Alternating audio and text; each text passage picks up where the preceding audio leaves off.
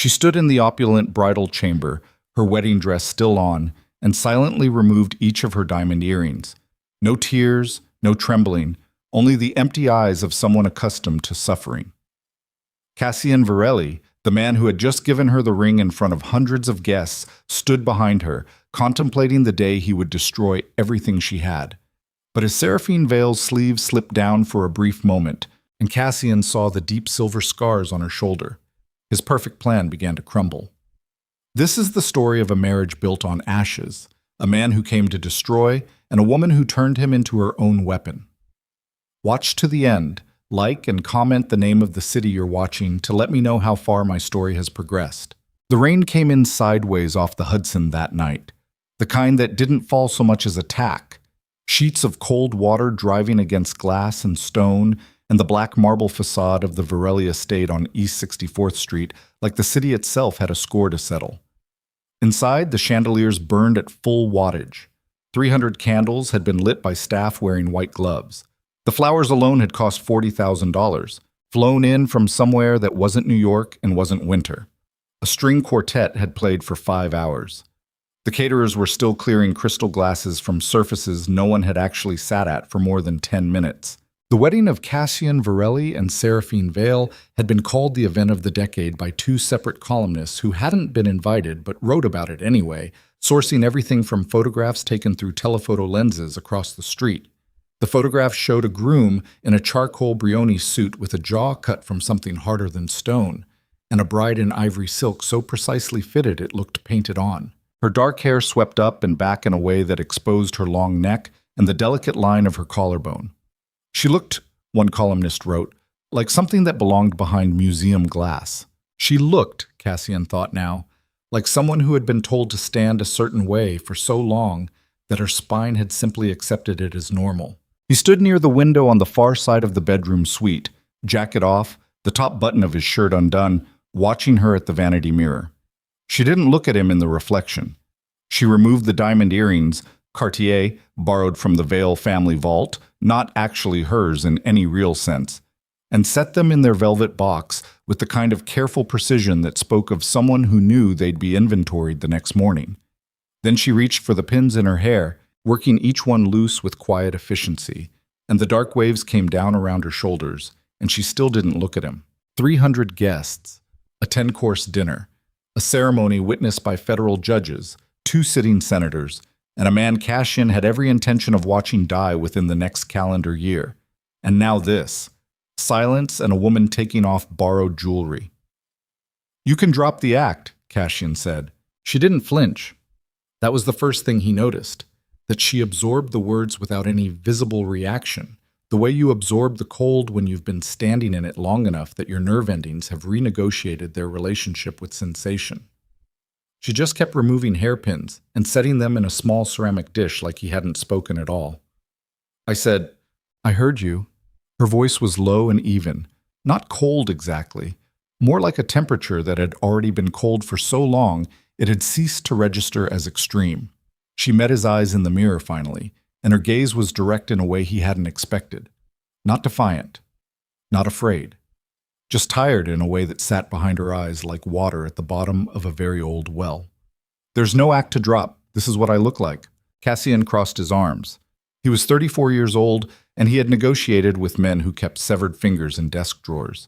And this woman unsettled him in a way he didn't enjoy and had no immediate framework for.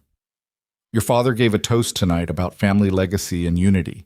You smiled through the whole thing." "I've been smiling through his speeches for 26 years. She reached for a silk robe hanging from the vanity chair, ivory, monogrammed with her new initials in script that someone had ordered before the wedding without asking her preference. And that was when it happened. She stood to reach for it, and the motion shifted the shoulder seam of her dress, and the long, fitted sleeve rode up just fractionally at the wrist, and the sleeve of her inner garment, a thin silk underlayer she wore beneath the gown, pulled with it, and for perhaps 2 seconds, Cassian had a clean line of sight to her forearm and the lower edge of what continued up past her elbow toward her shoulder, silver white, textured. Not 1 or 2 marks, but a topography of them, layered over years, healed into ridges that caught the light. Seraphine caught the direction of his gaze. She pulled the robe on in one smooth motion and tied it at the waist, and the expression that crossed her face was something Cassian had only ever seen once before in his life, on a dog that a neighbor's son used to kick, that had learned the precise geometry of every room in the house and moved through them all in calculated arcs that kept it out of arm's reach. Not cowering, calculating. "Don't," she said quietly. The single word hung in the air between them. Cassian looked at her for a long moment. Outside, the rain intensified against the windows. Somewhere below them in the estate, he could hear the last of the staff finishing cleanup, the muffled clink of glass and murmur of voices. "How many people know?" he asked. Something shifted in her face, so briefly he almost missed it. A crack in a wall that had been standing for years, opening for a half second, and then sealing back over. She turned away from him and looked out the window at the rain instead. "No one who's going to say anything," she said. "So if you're thinking about leverage, you're too late. Everyone who matters already knows, and everyone who knows is already owned." He had come into this marriage with a complete file on Seraphine Vale. 47 pages assembled by the best private intelligence firm his money could buy. He knew her educational history, her travel records, her spending patterns, the names of the 3 friends she'd had in boarding school, and the circumstances under which each friendship had ended. He knew her blood type, her prescription history, her property holdings. He thought he had known everything there was to know about her. The file had said nothing about this. He went to bed that night on the opposite side of the enormous suite, and he lay in the dark listening to rain against marble, and he thought about the 47 pages and everything they hadn't told him, and he did not sleep until nearly 4 in the morning. The plan had been Cassian's for 6 years. He had constructed it slowly and with great deliberateness, the way a craftsman builds something that needs to hold weight, not fast, not flashy, but fitted at every joint. He had spent 2 years working in financial forensics before anyone knew who he was, learning the architecture of how money moved when it wanted not to be seen. He had spent another 2 cultivating the specific relationships required: federal investigators who were frustrated and underpaid, journalists who were hungry and principled, mid-level operatives inside the Vale organization who were one grievance away from defection. He had rebuilt the Varelli syndicate from the scattered remnants his father had left behind. The territory disputes, the unpaid debts, the men who had gone to other organizations when the leadership collapsed. And he had built it into something leaner and more dangerous than it had ever been. And then he had very deliberately begun to make himself visible to Lucien Vale. Lucien Vale had noticed. Lucien Vale had considered the landscape and decided that a merger was preferable to a war, and had approached Cassian through 3 separate intermediaries over the course of 8 months. And the proposal had eventually come down to what it always came down to in these arrangements: his daughter. Cassian had said yes. What Lucien Vale did not know, what no one outside of 2 men Cassian trusted with his life knew, was that the marriage was the mechanism. The plan had always been to get inside the Vale organization structurally, legally, intimately enough to dismantle it from within. Seraphine's inheritance, once legally transferred via the marriage contract into joint holdings, gave Cassian access to financial instruments that would otherwise be locked behind 7 layers of Vale family legal protection. Her name on the same documents as his name meant that when everything collapsed, and he had engineered it to collapse with the precision of a controlled demolition, the fallout would land on the Vale organization and not on him. She was a tool. That was how he had thought about it. A key in a lock. He had felt no particular discomfort about this. Lucien Vale had ordered the murder of Cassian's father at a dinner table in 2004, and the order had been carried out within 48 hours, and Cassian had been 14 years old when the call came. His brother Marco had been 16. Marco had spent the next decade trying to find evidence, building his own parallel investigation, getting too close. And then Marco had disappeared on a Tuesday in October 3 years ago, and had not been seen since, and every trail Cassian had followed in the aftermath had gone cold in ways that were too deliberate to be coincidence. Tools did not require guilt. Tools were what you used to get the job done. He repeated this to himself on the 3rd morning of the marriage while he stood at the window of his private office on the 2nd floor and watched Seraphine walk through the formal garden below, alone, her hands loose at her sides, her face turned up slightly toward the gray November sky. She walked like someone who was measuring the distance between herself and every exit simultaneously. Slowly, methodically. her breath visible in the cold. He thought about the marks on her arm and turned back to his desk. He began digging 2 weeks after the wedding, and he told himself it was strategic. He needed to understand the full extent of Lucien Vale's leverage over Seraphine in order to accurately model how she might behave under pressure. That was all. He needed the complete picture. He started with the surgeon. Cassian had a name, Dr. Emil Voss, a private practice orthopedic specialist with a clinic in the West Village and a secondary residence in Connecticut. He found the name in Seraphine's prescription records, which had taken his people 40 hours and $4,000 to access through back channels. Voss had treated Seraphine 7 times over a 14-year period, always in cash, always with no insurance filed, always for injuries categorized vaguely as domestic accident. The first treatment had been when Seraphine was 12 years old. Cassian drove to Connecticut on a gray Tuesday morning and sat in a car parked outside Voss's secondary residence for 3 hours before the man appeared. Then he got out of the car and walked to the front door and knocked. And when Voss opened the door, Cassian put his hand flat against it before it could close. Voss was 61, soft around the middle, with the eyes of a man who had been carrying something he wasn't sure he could keep carrying. He recognized Cassian's name. He stepped back from the door. The conversation lasted 90 minutes and took place in Voss's kitchen, at a table cluttered with mail and the remnants of a breakfast nobody had cleared. Voss talked with his hands wrapped around a mug of coffee that had gone cold in the first 20 minutes. He didn't need a great deal of pressure. He had been waiting, Cassian suspected, for a very long time for someone to ask. The first injury, when Seraphine was 12, 2 broken ribs and a fractured clavicle, presented as a fall down a staircase. Voss had treated it. He told himself what doctors in those situations tell themselves. The second and third and fourth, escalating. Always the same cash arrangement, always the same story. Voss had started keeping his own records because he said this looking at the cold coffee, not at Cassian, because he thought someday it might matter. The records were in a manila envelope in a filing cabinet in the next room, which he retrieved and handed across the table without being asked. Cassian drove back to the city with the envelope on the passenger seat and his hands precise and controlled on the wheel and a kind of cold that lived somewhere behind his sternum that had nothing to do with the November temperature. He kept digging. He pulled the household staff records from the Vale estate going back 15 years. It took 6 days and 3 separate angles of approach, because Lucien Vale maintained his household staff under a labyrinthine arrangement of employment contracts through shell LLCs that made a simple records request impossible. He got there through a former housekeeper named Dolores Marsh, who had left the Vale employ in 2018 and was located, after some effort, in a third-floor walk-up in Astoria with 2 cats and a deep-seated, furious willingness to talk. Cassian sat across from Dolores Marsh in her kitchen while the cats walked across surfaces they weren't supposed to be on. And Dolores talked for 2.5 hours with the kind of precision that came from having rehearsed the story in her head many times without anyone to tell it to. She had kept notes. She had dates. She had the names of other staff members who had witnessed things and been paid to forget them or simply fled without being paid at all.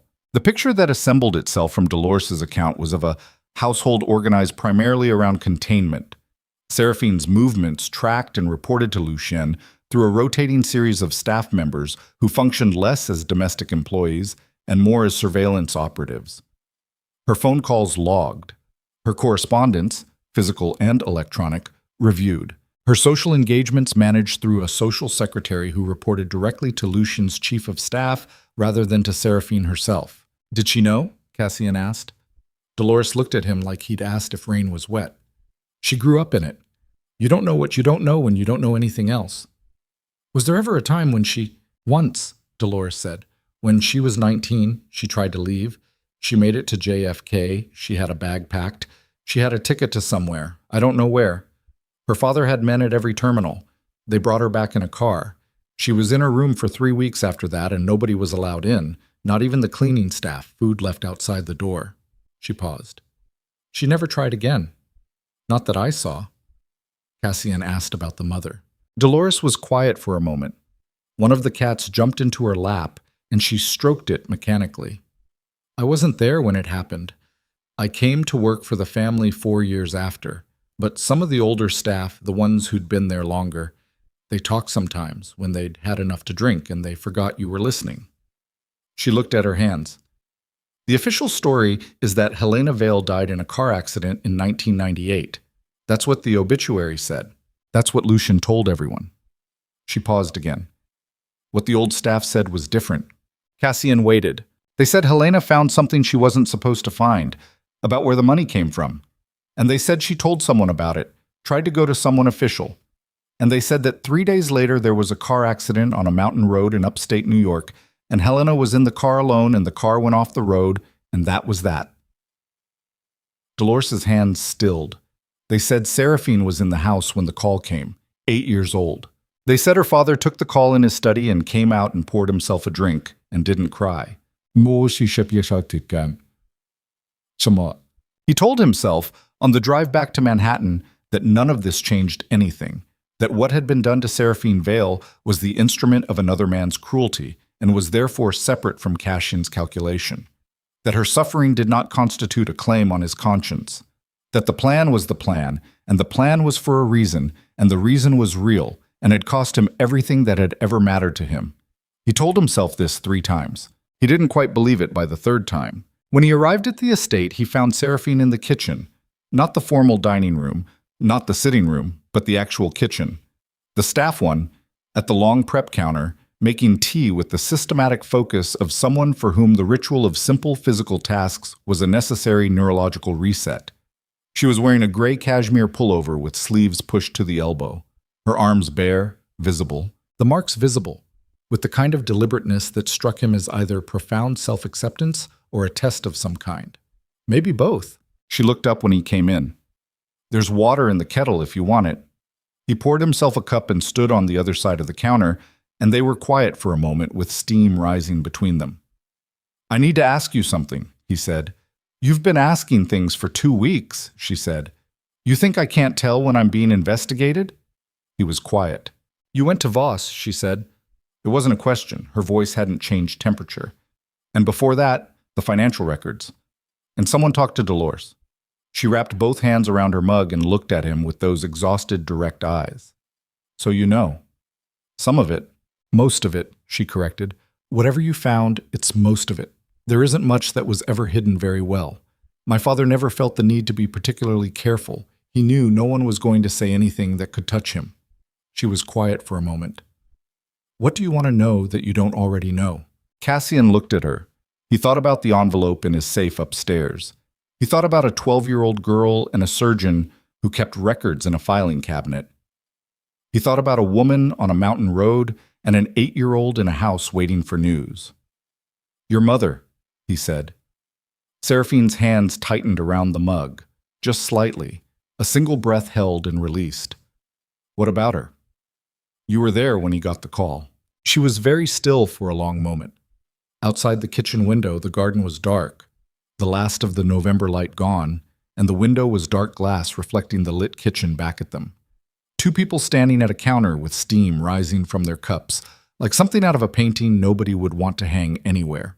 I was in the hallway, she said finally. I was supposed to be in my room. I snuck out because I wanted to. I don't know. I wanted a glass of water. I wanted to see if my mother had come back yet. She'd been gone since the morning, and I didn't know why. She stopped.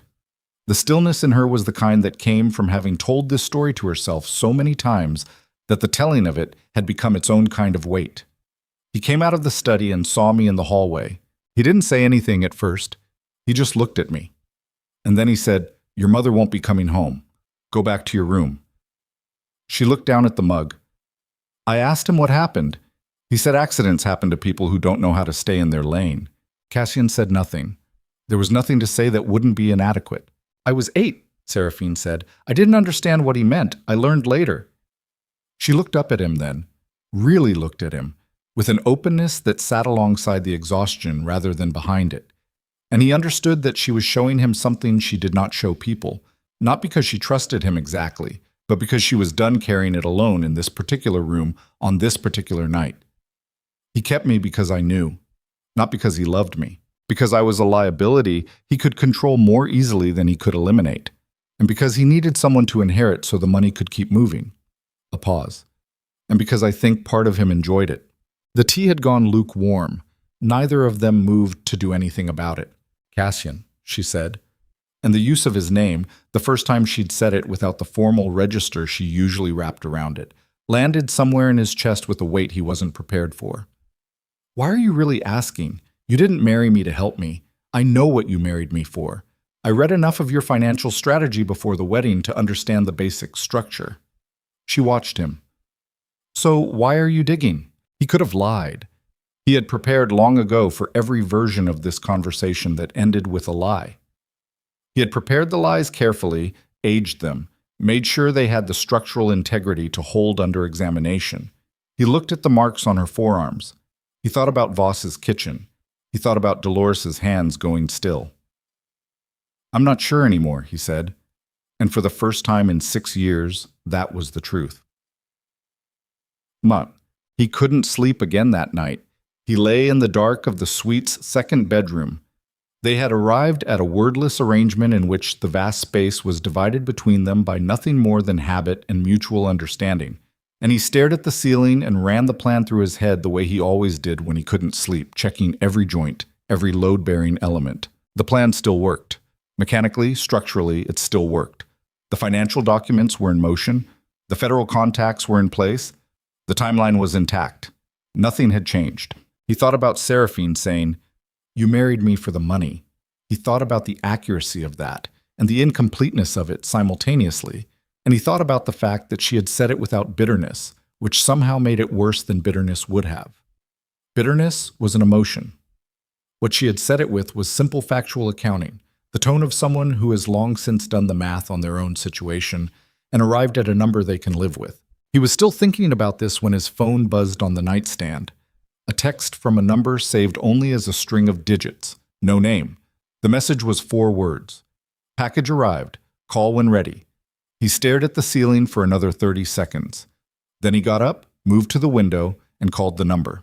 The voice on the other end was Seraphine Vale, 62, former Interpol, currently in Cassian's employ as a shadow investigator for projects that couldn't be filed.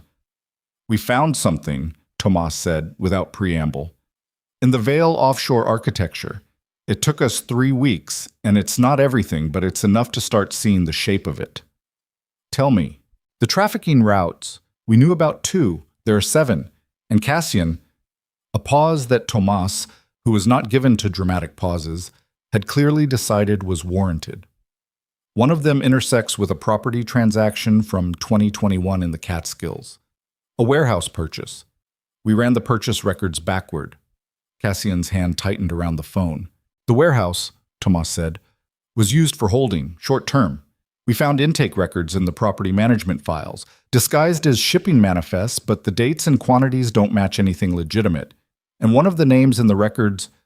Another pause. "I had to look at it 3 times, Cassian." Outside the window, the city was doing what the city did at 3 in the morning, glittering with indifferent energy, cabs moving in yellow streaks, a siren somewhere distant, the Hudson dark and enormous, just visible between buildings. "Just say it," Cassian said. "Marco Varelli," Tomas said. "Intake record dated October 14, 2021, which is 4 days after he disappeared." The room went very still. Cassian stood at the window for a long time after the call ended, his phone in his hand, the city outside unchanged and indifferent, and something reorganized itself in the deep architecture of him. Not the plan, not the mechanics of what came next, but something older and less rational and considerably more dangerous.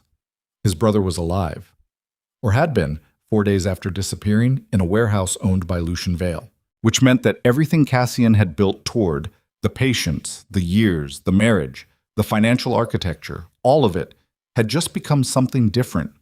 Not a controlled demolition anymore. Something with fire in it.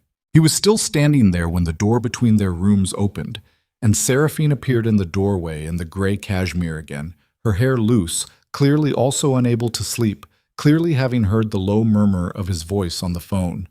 She read his face in the dark the way someone reads weather, quickly, practically, with no illusions about what the signs meant. "What happened?" she asked. He turned from the window and looked at her. This woman he had married as a key in a lock. This woman with her surgeon's records and her dead mother and her 8-year-old self in a hallway learning what accidents happen meant. and he made a decision that wasn't in any version of the plan. "I need you to tell me everything you know about your father's warehouse properties," he said. "All of them. Upstate, out of state, foreign jurisdiction, everything." She was quiet for a moment, reading his face. "Why?" "Because I think my brother is still alive," he said. "And I think your father knows exactly where he is." The silence between them shifted. Something in Seraphine's face changed. Not softening exactly, more like a realignment, a compass needle finding north. She crossed her arms and the marks on her forearms caught the ambient light from the window. And she looked at him with those exhausted, direct eyes, and for the first time since the wedding night, she looked like someone who had decided something. "Sit down," she said. "This is going to take a while." She made him wait while she got dressed, not because she needed to.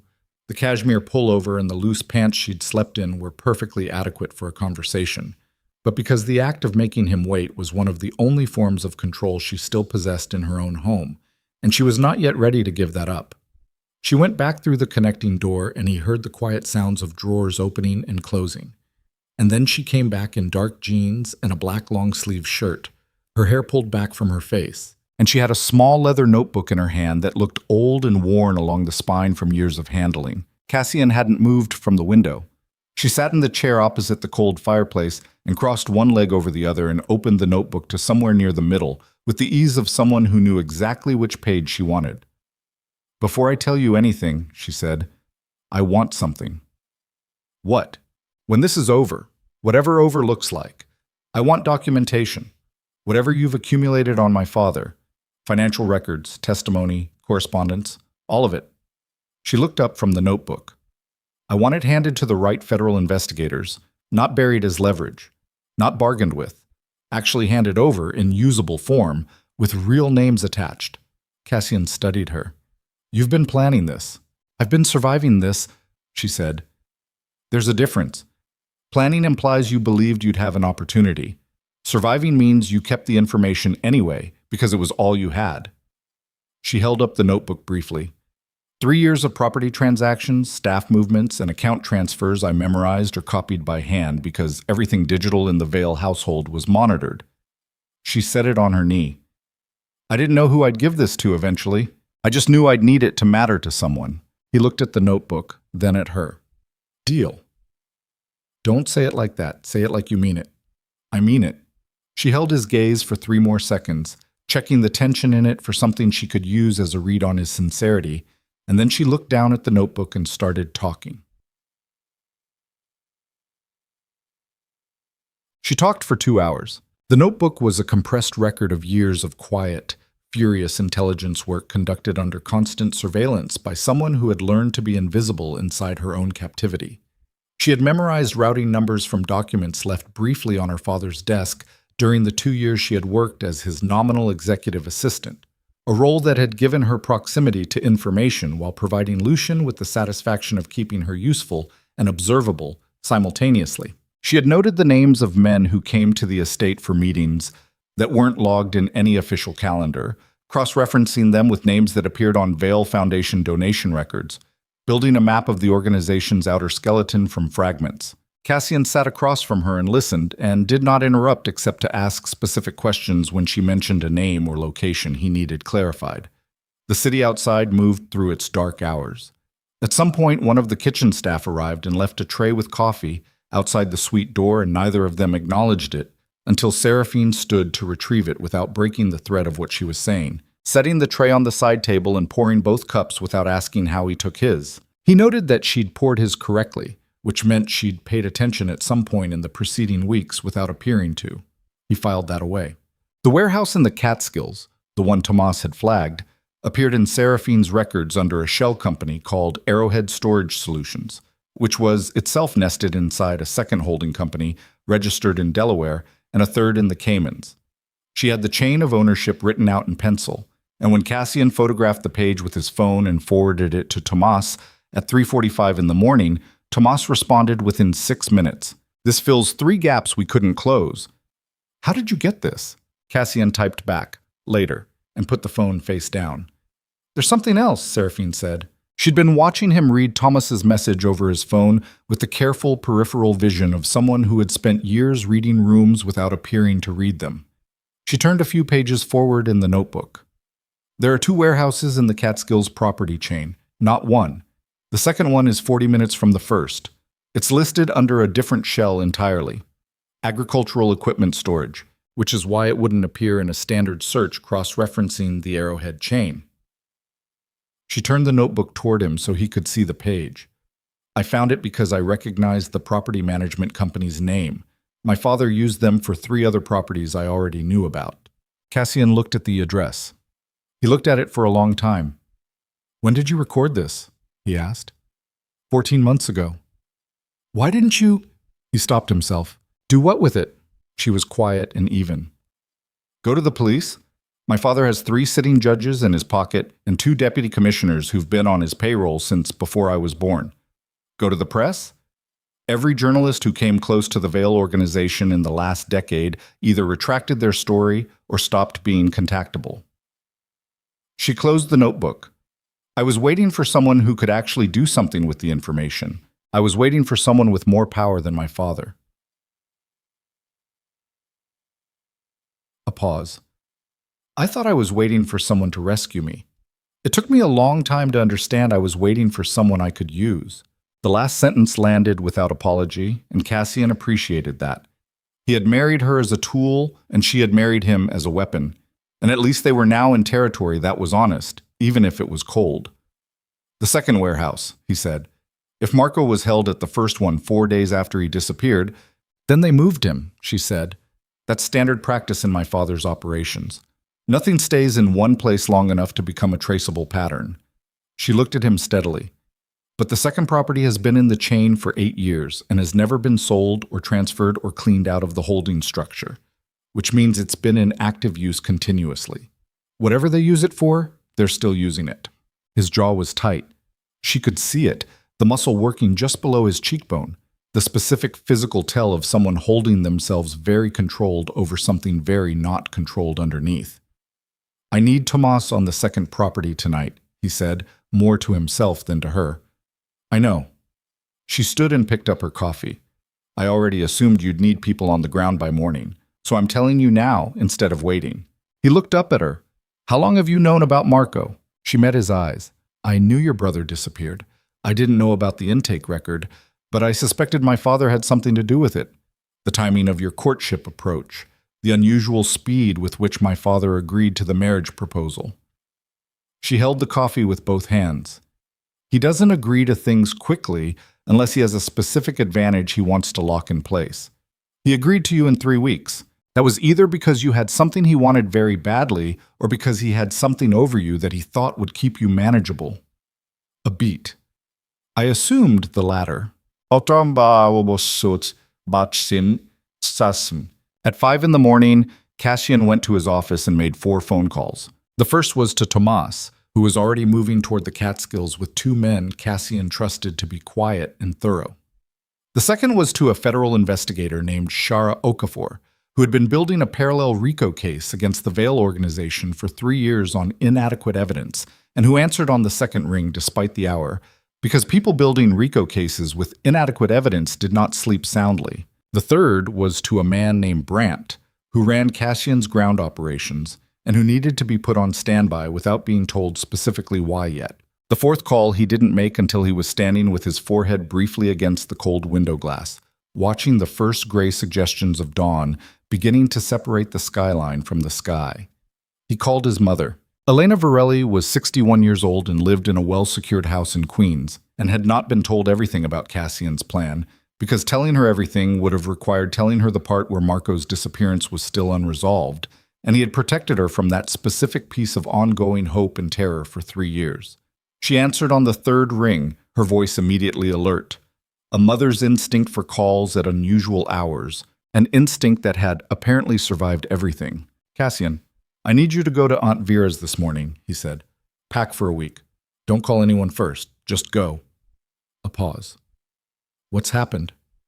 Nothing yet. I'm being careful. Another pause. He could hear her breathing, the specific rhythm of someone who has received this kind of call before, and knows that nothing yet means something has happened or is about to, and that the correct response is not to argue. "Is it about your brother?" she said. He closed his eyes. "Go to Vera's, Mom." Cassian: "I'll call you when I can. Go." He hung up and stood with the phone at his side, and the gray dawn continuing its slow technical work on the skyline, and he breathed carefully through his nose, and he thought about what he had told Seraphine 2 hours ago. "I think my brother is still alive." He thought about how the sentence had sounded. Provisional, careful, the syntax of someone trying not to want something too badly in case the wanting made the wanting wrong. Marco was 3 years older than him. Marco had taught him to drive in an empty parking lot in Flushing when Cassian was 15. Marco had cried at their father's funeral and not been ashamed of it, which was the thing Cassian had never been able to do and had spent years quietly respecting in retrospect. He pressed the heel of his hand against his sternum once, hard, a gesture so private he would have denied making it to anyone who saw it, and then he went to shower and put on clean clothes and go back to work. By 9 in the morning, the estate had taken on a different quality. Still and watchful, the way air feels before weather arrives. Cassian had 3 of his own men positioned on the grounds that morning, moved in under the cover of a security upgrade story that would hold for 24 hours before anyone in the Vale network noticed the personnel change and started asking questions. Seraphine was in the breakfast room when he came down, sitting at the small table near the east window with coffee and nothing else, reading something on her phone with the practiced blankness of someone who had learned to look occupied and ordinary as a survival mechanism. She put the phone down when he sat across from her. "My father called this morning," she said. Cassian poured coffee. "What time?" 7:40. "He does it every 3 days, exactly every 3 days, always between 7:30 and 8. I don't think he's aware he's that predictable." She picked up her own cup. "He asked how the marriage was settling. He asked if I'd had an opportunity to review the Vale Foundation board documents he'd sent over. I'm supposed to take a nominal seat for optics. He asked if we were thinking about travel." "What did you tell him?" "I told him everything was fine, and the documents were under review, and we hadn't discussed travel yet." She looked at the window. "The same things I always tell him. The vocabulary of managed captivity. Sound cooperative, give nothing, change nothing enough to trigger alarm." A beat. "He mentioned he'd be hosting a dinner at the Vale Foundation in 3 weeks, the annual charity gala. He'd like us both present." Cassian was quiet for a moment. "Did he say anything specific about the gala? Guest list? Arrangements?" "Only that it was important this year." His exact word. Important. She looked back at Cassian. "My father uses that word about 2 things, money and threats, sometimes simultaneously." Her eyes moved over his face. "You already know something about the gala." "Not yet." "But you suspect something." "I suspect your father doesn't do anything without 3 purposes running simultaneously, and that an event with a guest list of politicians and crime figures and federal officials at the same time he's under increasing investigative pressure is not a coincidence of calendar." Seraphine set down her coffee very carefully. "He's making a move. I think he's been making it for longer than we realized." She was quiet, and the specific quality of her quiet shifted. The same realignment he'd seen the night before, the compass needle, but sharper now, more urgent. "Then we don't have 3 weeks," she said. "No," he agreed. "We don't." Thomas called at 11:47. Cassian took the call standing in the center of his office, which was the position he adopted for calls that required him to be ready to move. Seraphine had come in without being asked and sat in the chair in the corner, which he registered and didn't challenge. "Second warehouse is active," Tomas said. His voice had the compressed quality of someone managing their delivery carefully. "We got eyes on it at 7 this morning, 12-hour watch, then called you. There's a rotation, 2 men outside, 4-hour shifts. Supply vehicles twice daily. That's not a storage facility for equipment." "What else?" "Heat signature from the north-facing structure. Consistent with habitation. At least 3 bodies, possibly more." A pause. "Cassian, there were fresh tire tracks and a food delivery log in the maintenance shed. I'm looking at photographs my man pulled off the shed wall. The log has dates. The oldest entry is from 3 years ago, October. The breath Cassian took was controlled and even, and didn't give anything away to Tomas, which was the only reason he took it slowly. "October what?" he said. October 17th. 3 days after the intake record. 3 days after his brother's name had appeared in a shipping manifest in a warehouse 40 minutes north. How many people on the inside? Cassian said. We counted a minimum of 4 guards on rotation, possibly 6. The shift pattern suggests 3 on at any given time. Can you get someone in? Not without triggering the rotation alarm. They've got a check-in system every 2 hours, phone-based, specific code. If someone misses a check-in, the protocol is immediate lockdown and relocation. A pause. Whoever set this up knew what they were doing. Cassian looked at the far wall of his office where a city map hung, marked with nothing that would be self-explanatory to anyone who walked in. He found the rough area of the Catskills in his mind, and he found the estate on East 64th Street, and he thought about 3 years and a Tuesday in October and a food delivery log with a date. Keep the watch on, he said. Don't move on it yet. Nothing changes until I give the word. He ended the call. Seraphine was looking at him from the corner chair. She hadn't moved. She had her arms resting on the chair arms and her hands loose, and her face was doing the careful reading the room thing that had become, over the preceding weeks, something he recognized and had stopped finding unsettling. He's there, she said. It wasn't a question. Maybe. Don't. Her voice was sharper than usual, the first time he'd heard genuine urgency crack through the surface register. Don't equivocate. You don't equivocate about anything else. Don't do it now because it's something that matters. He looked at her for a long moment. The records suggest someone has been held at that location continuously for 3 years. The timeline matches. She absorbed this. Her jaw tightened once and released. Then we go get him. It's not that simple. I know it's not that simple, she said, controlled again, the urgency tucked back under the surface. I'm not an idiot. I'm saying that's the direction, whatever path gets us there. If we move on that warehouse without the full legal scaffolding in place, your father's lawyers kill the chain of evidence. Marco's testimony, if he can testify, gets challenged on procedural grounds, and Lucien walks. He held her gaze. I've been building this for 6 years. 3 more weeks might be what the difference is between a conviction and a mistrial. And if my father is planning something at the gala that we don't fully understand yet, 3 weeks might be 3 weeks too long. They looked at each other across the office. The city was doing its late morning noise outside, distant traffic, the mechanical respiration of 10 million people going about their Tuesday. And here, it was very quiet. Then we move faster, Cassian said, on both tracks simultaneously. Tick. The next 10 days had the quality of a controlled burn. Everything moving deliberately, every action calculated, but with the underlying awareness that fire does not stay controlled forever. Cassian fed documents to Shara Okafor in carefully sequenced packages designed to build the federal case in a specific order. The financial structures first, establishing the architecture, then the property chain, then the human element. Okafor was good.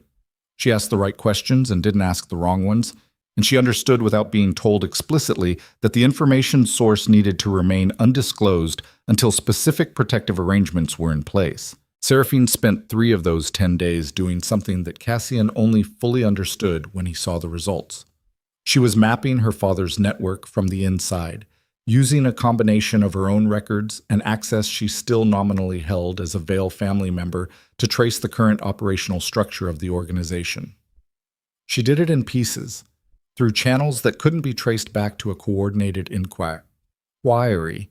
And at the end of the 3 days, she spread what she had across the dining room table and walked Cassian through it with the systematic efficiency of a military briefing. He watched her do it and thought about the 47 pages his intelligence firm had given him and how inadequate they now seemed. And he thought about the surgeon's manila envelope. And he thought about Dolores Marsh's cats walking across countertops. And he thought, not for the first time and with increasing frequency, about how differently this had been supposed to go. You've done this before, he said. She looked up from the table.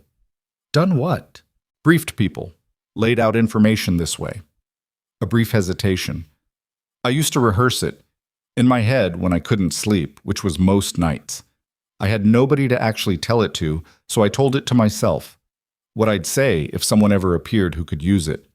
She looked back down at the table. I rehearsed it so many times I could do it in my sleep. He watched her hands moving over the papers, organizing, connecting, pointing. steady hands. He thought about all the years that steadiness had cost her. Seraphine. She looked up. "I'm sorry," he said, "for how I came into this." She was very still for a moment, and then she did something unexpected. She almost smiled. Not warmly exactly, more like the specific expression of someone who has survived something long enough to find the shape of it almost ironic. "You married me to take me apart," she said. "My father raised me to keep me imprisoned. In comparison, your intentions were practically benign." She picked up a paper and turned back to the table. "Save the apology for when this is over. Right now, I need you focused." He was quiet for a moment, then, "Okay." On the 11th day, something went wrong. Cassian was in a meeting with Brandt and two of his senior operatives when his phone lit up with a message from Tomas that said only, "Call immediately." He excused himself from the meeting and stepped into the corridor and called. "We have a problem at the warehouse," Tomas said. He sounded like he hadn't slept, which for Tomas meant something had gone genuinely sideways. "A vehicle left the north structure at 3 this morning. We followed it. My man kept distance, clean tail. It went to a transfer point in Sullivan County and met 2 other vehicles. And one of the other vehicles was Vale's. A vehicle registered to a Vale shell company that we've flagged." A pause. "The transfer point was a Vale logistics hub, which means someone at the warehouse is coordinating with Vale directly." "That's expected. Let me finish." Tomas's voice was tight. "My man took photographs at the transfer point. When he went to pull out, he was made. Cassian, whoever flagged him, was good. Professional-grade counter surveillance. He managed to break contact, and he's clean, but they made his vehicle." Cassian stood in the corridor very still. "Are they connected to us?" "The vehicle registration is clean. Nothing ties it to Varelli operations directly. But they're going to run the plates, and they're going to run them through every channel they have. And if there's anything in the county records that pings against any name in our network..." "How long do we have?" 24 hours before they've exhausted the obvious checks. 48 before they start looking at adjacent connections, which meant the entire timeline had just compressed by 3 weeks into 2 days. Cassian went back into the meeting room and looked at Brandt and the 2 operatives. Brandt, who had been in this business longer than Cassian had been alive, and could read the specific quality of Cassian's face the way a sailor reads weather, straightened in his chair. "Everything changes tonight," Cassian said. "Get everyone in, Aunt." He found Seraphine in the garden at 4 in the afternoon, which was where she went when she needed to think. She was sitting on the stone bench near the iron gate at the property's east edge, not looking at anything in particular, her coat pulled close, her breath visible in the cold. He sat beside her without preamble and told her everything. The warehouse, the counter surveillance, the compression of the timeline. She listened without moving. When he finished, she was quiet for 30 seconds, which he had learned was her processing interval. Not hesitation, not alarm, just the 30 seconds she needed to rebuild her map of the situation and start finding the exits. "My father is going to know someone is watching the warehouse within 48 hours, she said. "Yes. And when he knows, he'll move whatever's inside." "Yes." "Which means Marco, if he's there, gets relocated, or worse." He said nothing. She turned to look at him, and the expression on her face was something he hadn't seen before, not the exhaustion, not the careful steadiness, not the controlled burn intelligence. Something older and harder and more cornered. "So we're not waiting for the gala," she said. "No. And we're not waiting for the federal case to fully build. We can't. We move now with what we have, and we hope it's enough." She looked at him for a long moment in the cold November air. Then she looked back at the garden, at the bare-limbed trees and the dead grass and the iron gate at the property's edge. The gate that she moved within and around and had always been inside of, in some form or another. "There's something I haven't told you," she said. His focus sharpened. "What?" "The gala." She paused, and the pause had weight in it. "My father called again this morning. He doesn't call off schedule unless something's changed in his plans. He said the gala had been moved up. It's in 9 days, not 3 weeks. And he said..." She stopped. Her jaw worked once. "He said he wanted to make sure I was there, that he'd arranged for me to give a speech, welcoming remarks, family legacy, the standard performance." She turned back to look at Cassian.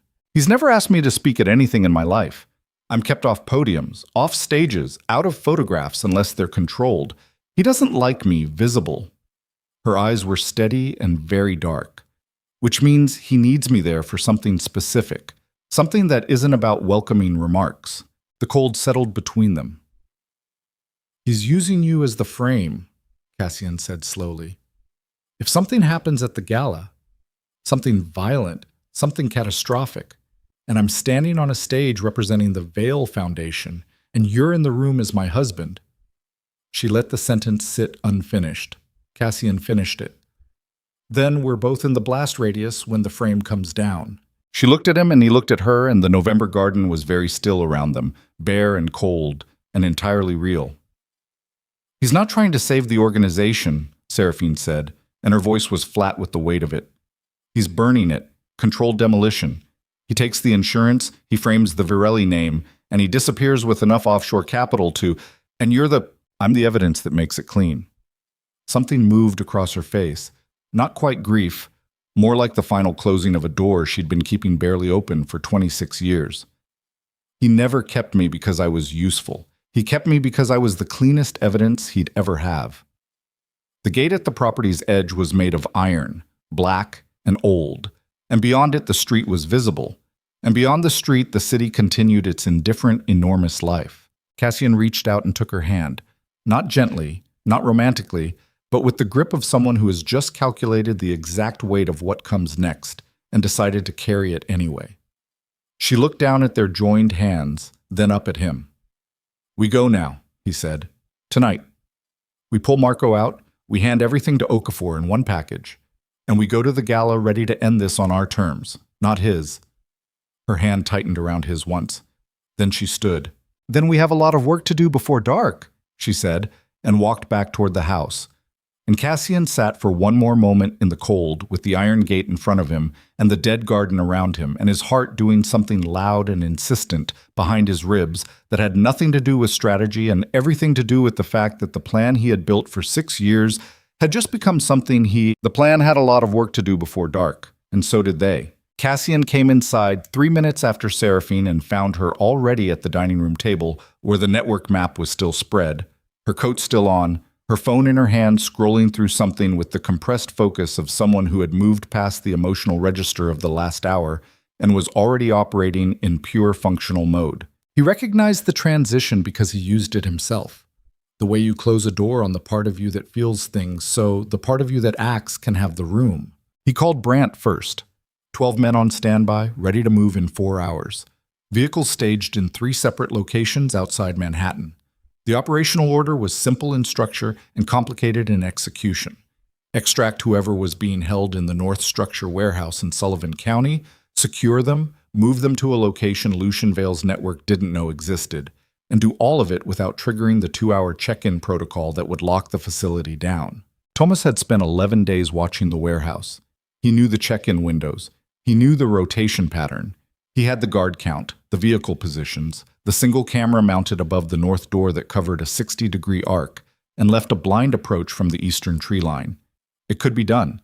It had to be done cleanly enough that whatever they found inside could be used, testified to, presented to Shara Okafor as something a federal court would hold. The check-in is at 8, Tomas said when Cassian called, and then at 10. If we move at 9:15, we have 45 minutes inside before the next window.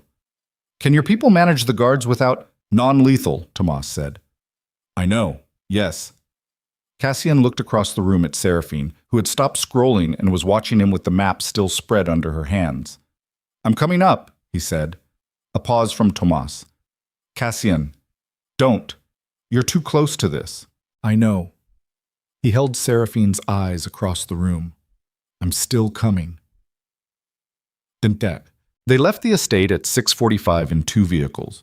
Cassian and Tomas in the lead car, Brandt and 4 men in the second, 3 more men already positioned near the warehouse since morning. Seraphine had argued to come for 4 minutes in the kitchen while Cassian was putting on his coat, and the argument had the particular texture of someone who knew they were going to lose it, but needed to make it anyway. You know the property structure better than anyone, she'd said. You've already written it down. I have it. And if something goes wrong inside and you need someone who can navigate the shell company documentation in real time, Seraphine, He'd looked at her directly, his coat half on. If your father gets word that you've left this estate tonight and driven toward one of his operational properties, it collapses everything before we're inside the building. You're the one variable he's watching. She'd gone quiet. Her jaw had set in the way he'd come to recognize as the physical expression of reasoning she disagreed with but couldn't refute. I'll be back by 2, he said. Don't make promises about timelines. Then I'll be back. She'd handed him a folded paper from the notebook, the property chain written out in her precise penciled hand, the shell company names cross-referenced in the margin. He'd put it in his inside jacket pocket without looking at it again, because he'd already memorized it from her briefing, and the act of taking it was for her more than for him. The drive north took 90 minutes, and Cassian spent most of it looking out the window at the dark highway and the dark trees and the dark sky pressing down over everything. And he did not think about what he might find in the warehouse because thinking about it would make him imprecise, and he needed to be precise. Tomas, who had known Cassian for 11 years and understood the specific landscape of his silences, drove without speaking. They staged in the tree line at 8:57, 12 degrees and dropping.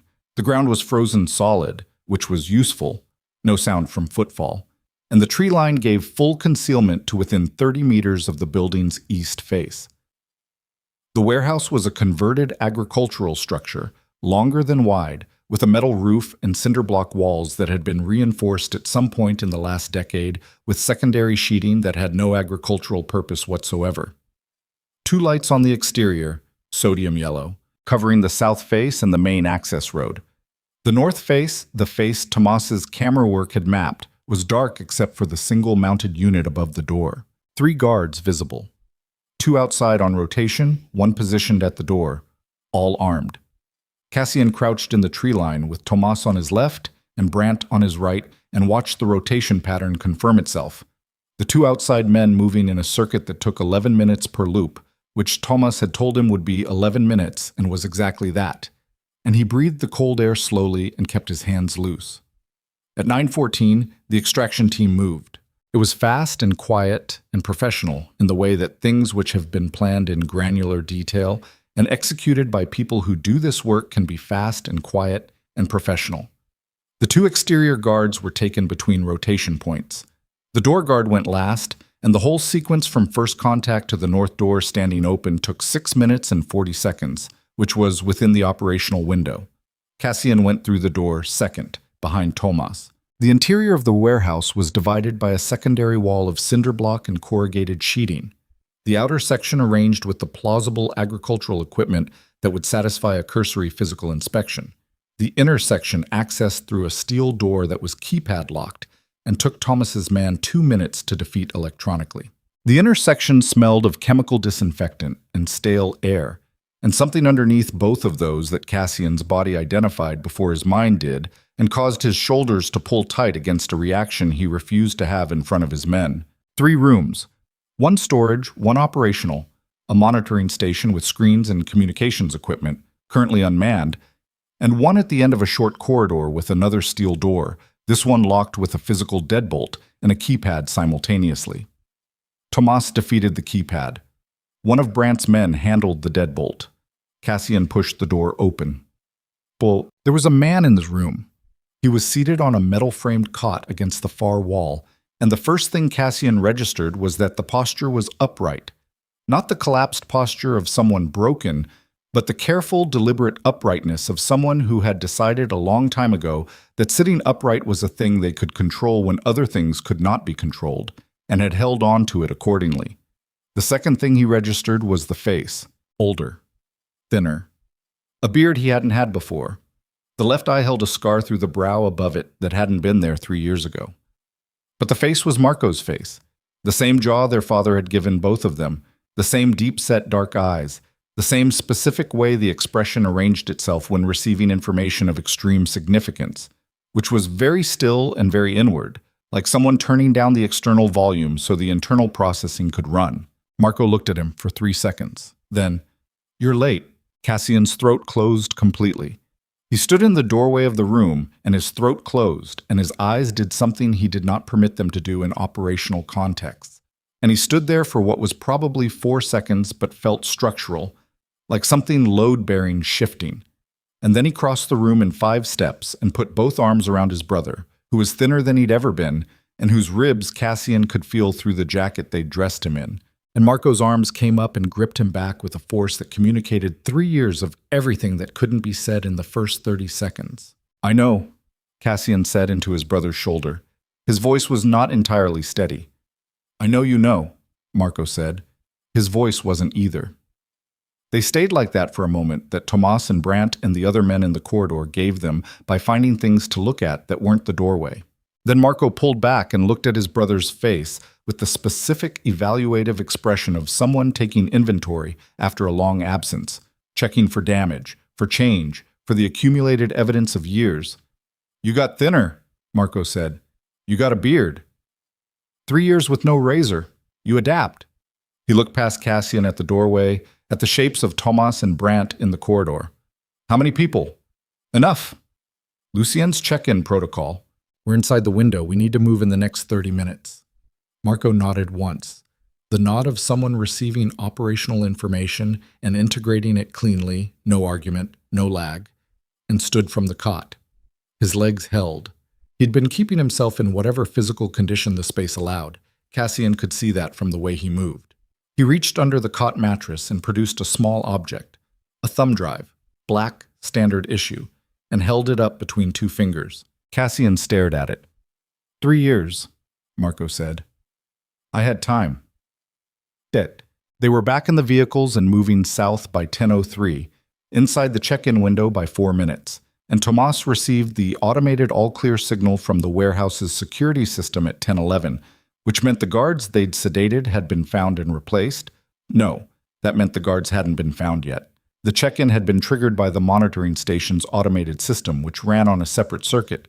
They had bought themselves perhaps 6 hours before anyone at the warehouse realized the situation, and Cassian fully intended to have Marco in a secure location and the thumb drive in Shara Okafor's hands before those 6 hours elapsed. Marco sat in the back seat between Cassian and Brandt and said very little on the drive south, which was what Marco always did when he was processing. Went quiet and inward while his face did the slow work of reorienting to a changed world. Cassian sat beside him and didn't push, and at some point around the 40-minute mark, Marco reached over and put his hand briefly on the back of Cassian's neck, the way their father used to do when they were children. A gesture of uncomplicated love that had no modern adult vocabulary, and then removed it and looked back out the window. "Tell me about the woman you married," Marco said. Cassian was quiet for a moment. "Seraphine. Lucien's daughter." Not a question. "Yes." "How much does she know?" "More than I did." Marco was quiet, processing. "Is she, she's with us." Another processing beat. "You're sure?" Cassian thought about the notebook, the 2 hours in the dark, the hand she'd taken on the garden bench. "Yes," he said. "I'm sure." Marco didn't respond to this, but the quality of his silence shifted in a way that indicated he'd filed and accepted the information. He looked out at the dark highway and the dark trees, and Cassian watched his brother's profile. Gaunt and scarred, and older than it should be, and entirely intact in the ways that mattered, and felt something loosen in his chest that had been locked there for 3 years. Then Marco said, "There's something I need to tell you before we get to wherever we're going, before you talk to the federal contact." The quality in his voice made Cassian go still. Not the words, the pressure underneath them. The tone of someone who has been holding something for a long time and is now deciding the moment to set it down has come and is not entirely certain of the landing. "Tell me," Cassian said. Marco looked at his hands in his lap, then up at the back of Tomas's headrest in the front seat, then at Cassian. "The reason I got close enough to Lucien's operation, that he had me taken," he said. "The reason I was able to get this close," he touched his jacket pocket where the thumb drive was. "It wasn't just investigative work. It wasn't just surveillance and document collection." He paused. "I had someone inside the Vale organization giving me access." Cassian waited. Someone who had been inside it for a long time. Someone Lucien trusted. Marco's voice was very even and very controlled in the way of something held under significant pressure. Someone who came to me 18 months before I disappeared and said they wanted out, and said they'd been watching the Virelli family from inside the Vale network and had decided we were the right people to give the information to. The highway moved under them.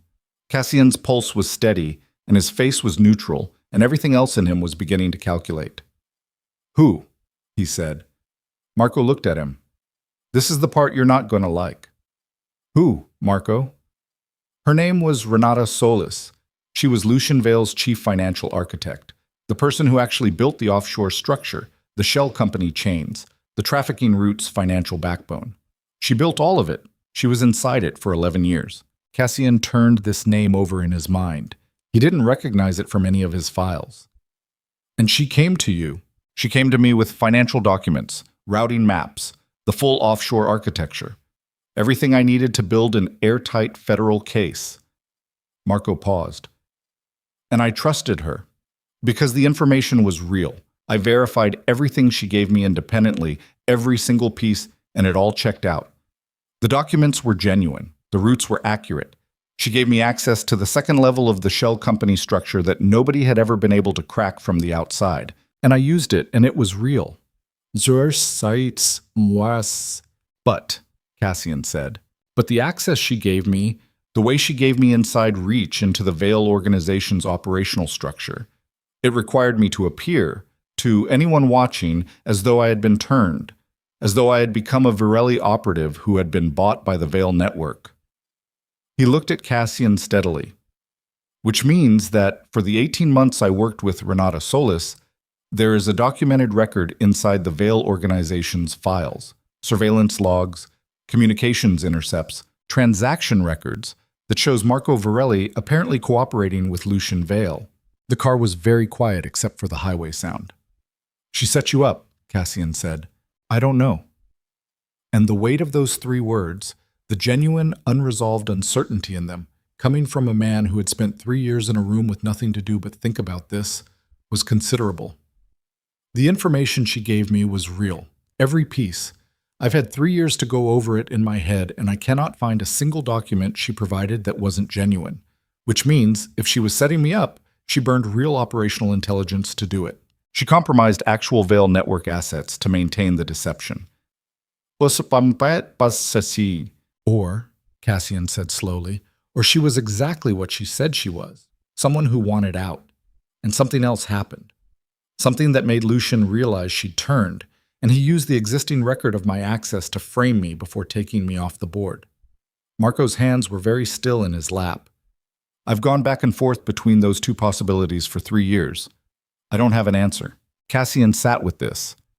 The highway signs went past in the dark. His mind was moving through the implications with the speed and coldness of something that had been trained for exactly this kind of structural reassessment, finding the load-bearing elements, checking the joints, identifying where the weight fell. "The thumb drive," he said, "everything I collected from Renata's access, everything I was able to document independently. And..." Marco reached into his jacket and produced the drive again, looking at it. "And my complete record of my contact with Renata Solis, every meeting, every document transfer, every communication, everything that could be used to either prove I was working against Lucien or to make it look like I was working for him, depending on how it's framed." "Where is Renata Solis now?" Marco looked at him. "That's the other thing I need to tell you." They arrived at the safe house, a property in the outer edges of Westchester that Cassian had held in a clean alias for 2 years and never used, at 12:40 in the morning. It was a converted carriage house at the end of a long private drive, nothing visible from the road, heated and stocked and equipped with the kind of basic communications setup that allowed work without exposure. Cassian got Marco inside and got food into him and then excused himself and went to the far end of the main room and called Seraphine. She answered on the first ring. "He's safe," Cassian said. A silence on the other end that lasted perhaps 2 seconds and contained a great deal. Then, "Okay." Her voice was even, but there was something underneath it. "Are you coming back tonight?" "Not yet. We have a complication." "Tell me." He told her about Renata Solis in compressed factual terms, without editorializing, presenting the architecture of the problem. The documented record inside the Vale files that could be used to frame Marco. the ambiguity of Renata's actual allegiance, the question of where she was now. When he finished, Seraphine was quiet for a moment. "Renata Solis," she said. "You know the name." Not a question, because something in her silence had changed character, had gone from the processing quiet to something with more texture in it, something that was choosing its next words. "She left my father's organization 14 months ago," Seraphine said. "I recorded it in the notebook. She was listed as the financial architecture director for the Vale Foundation, which was her legitimate cover. She resigned in..." A pause, and he could hear pages turning. "She resigned in August of last year, officially for personal reasons. Did your father tell you anything about it?" "No. He never told me anything about operational personnel, but I noticed because she was the only person in his senior structure who had ever left voluntarily. Everyone else was transferred, disappeared, or stayed until they were no longer useful." A beat. "And I noticed because in the 3 months before she left, my father's behavior changed. He became more controlled than usual, which is how he behaves when something is making him angry that he can't visibly react to." Cassian thought about this. "She burned him on the way out." "That would be my read." Another pause. "Or he found out she'd been working against him and let her leave because killing her would draw attention he didn't want at the time." The pages stopped turning. "Cassian, if Renata Solis left 14 months ago with documentation that could damage my father's operation, and she was the source for everything your brother collected, then Lucien knows the documentation exists," Cassian said.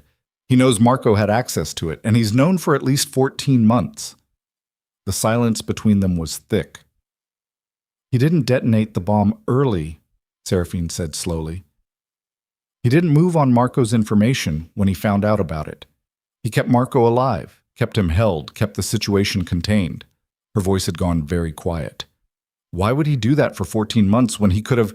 And Cassian understood it at the same moment she did, could hear it in the half-second of silence before she continued, could feel the structure of it assembling in his mind with the cold clarity of something that had always been there and had only now been seen from the right angle. "Because he was waiting," Cassian said. "Because he needed the information to reappear in a controlled context," Seraphine said at the same moment. They were both quiet. "The gala," Cassian said. "He needed the documentation to surface at the gala," she said. "In the right hands, attributed to the right people. He's been holding Marco not to silence him, but to use him as the source," Cassian said.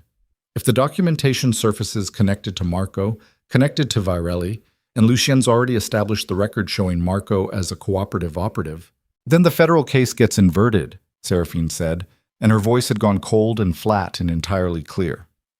"Every document Marco collected, everything Renata provided, it reads as fabricated intelligence planted by the Virelli syndicate to frame the Vale organization.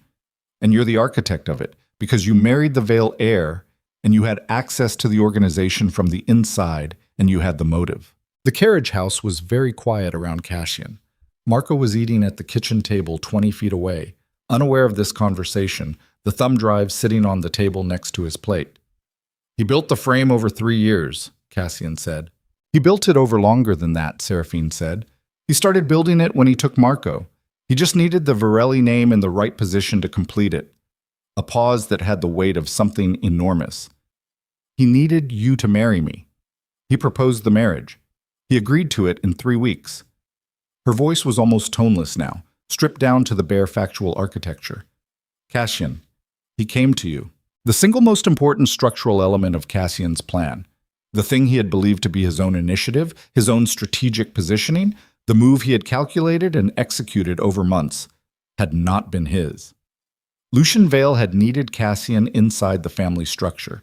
Lucien Vale had manufactured the approach. Everything Cassian had believed he was doing to Lucien, the infiltration, the slow dismantling, the 6 years of patience, had been happening inside a container that Lucien had built and maintained and was about to close.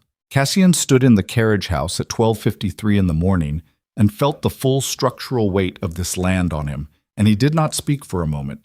And in that moment, every version of the plan he had ever held in his mind, every careful joint, every load-bearing element, every sequence he had checked and rechecked, dissolved with the specific finality of something that had been load-bearing and suddenly wasn't. Are you still there? Seraphine said. Yes. Cassian.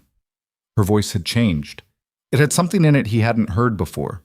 Not the exhaustion, not the controlled clarity, but something more urgent than either. Are you listening to me? I'm listening. He doesn't know we know this yet. We have that. We have the gap between what he thinks we've figured out and what we've actually figured out. And that gap is... She stopped. He heard her moving, the sound of her crossing a room, a door closing, the specific quiet of someone who has put themselves in a contained space to think. That gap is the only weapon we have left. He moved the gala up, Cassian said, 9 days. Because Tomas's man was made at the transfer point. He knows something is in motion. He's accelerating the timeline. A breath, the first one that had sounded less than fully controlled. Cassian.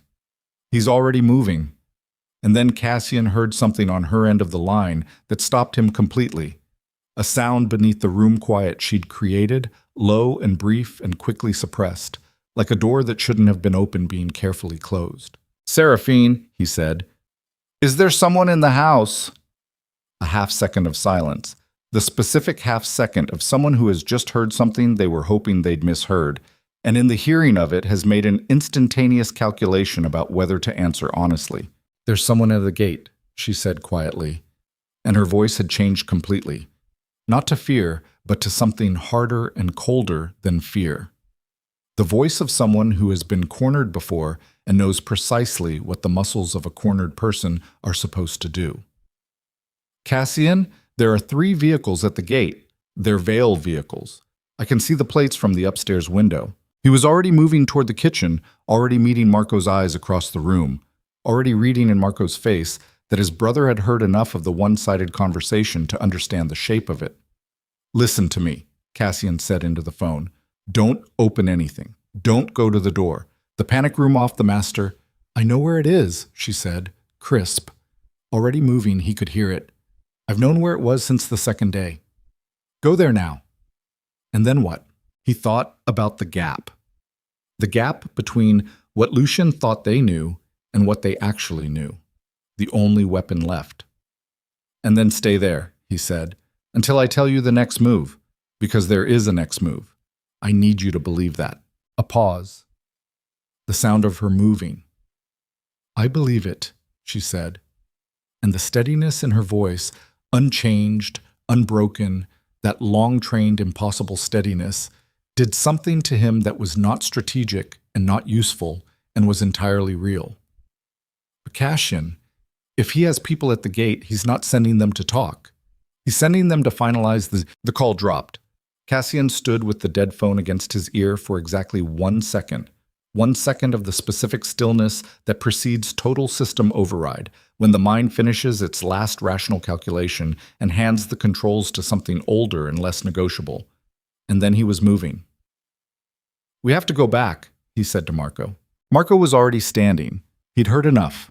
He had the thumb drive in his jacket pocket and his shoes on, and his eyes were doing the dark inward thing they did when he was running scenarios. And he looked at Cassian with the face of someone who understood the exact weight of what was happening and was not going to waste time on anything except what came next. How many at the gate? 3 vehicles. Vale muscle. Yes. Marco looked at Brandt, who was already on his phone in the corner of the room, and then at Tomas, who had come in from the outer room and was standing in the doorway with his coat on and his expression set in the particular configuration of a man who has done this work for 30 years and recognizes the specific shape of a situation that has no clean options. Tomas, Marco said. I heard, Tomas said.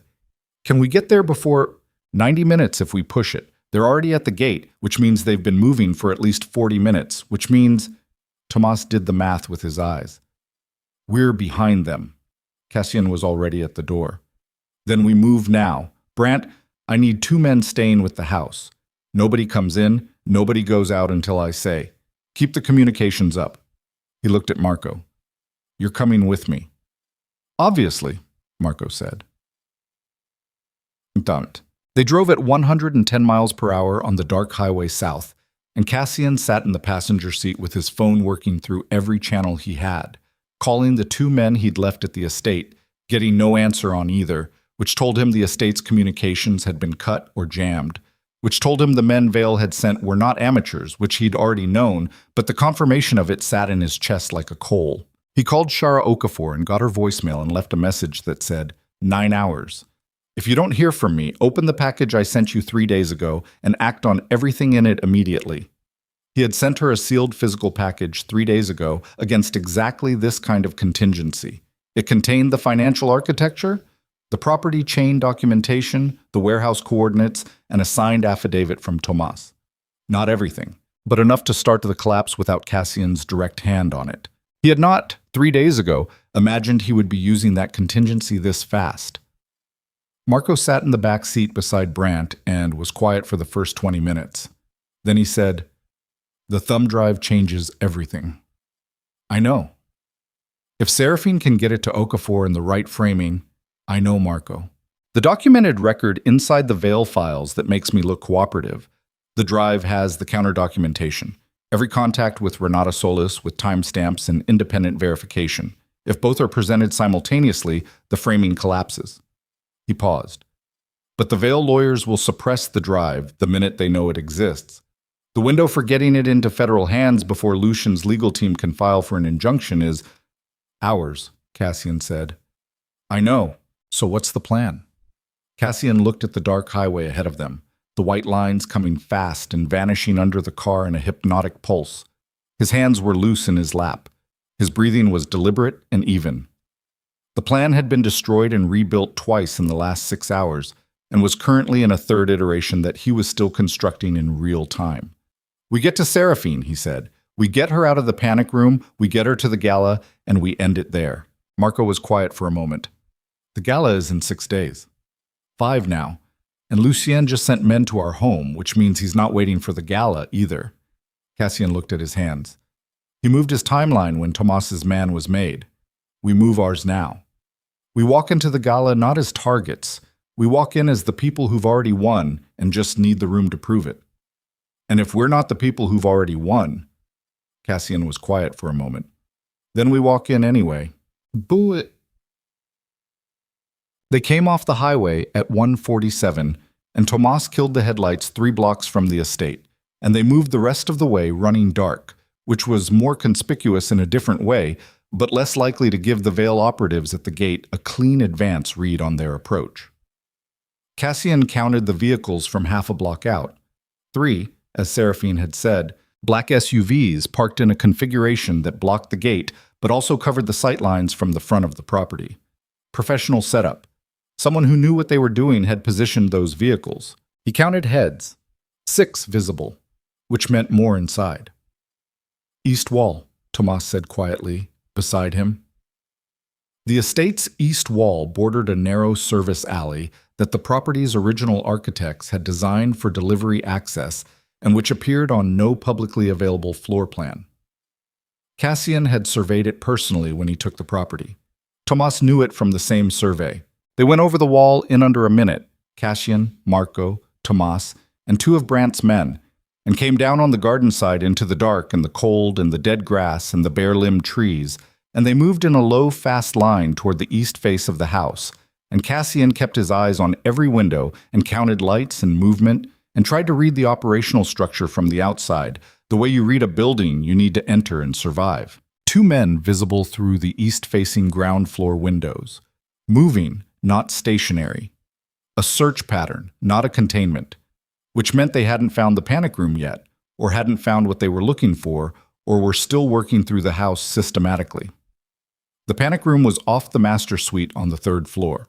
The staircase from the east entry had a blind approach from the interior that covered the first 2 flights. Cassian was through the east door. His key, his lock, his house, and on the first staircase landing before the nearest Vale operative turned from the window he'd been checking.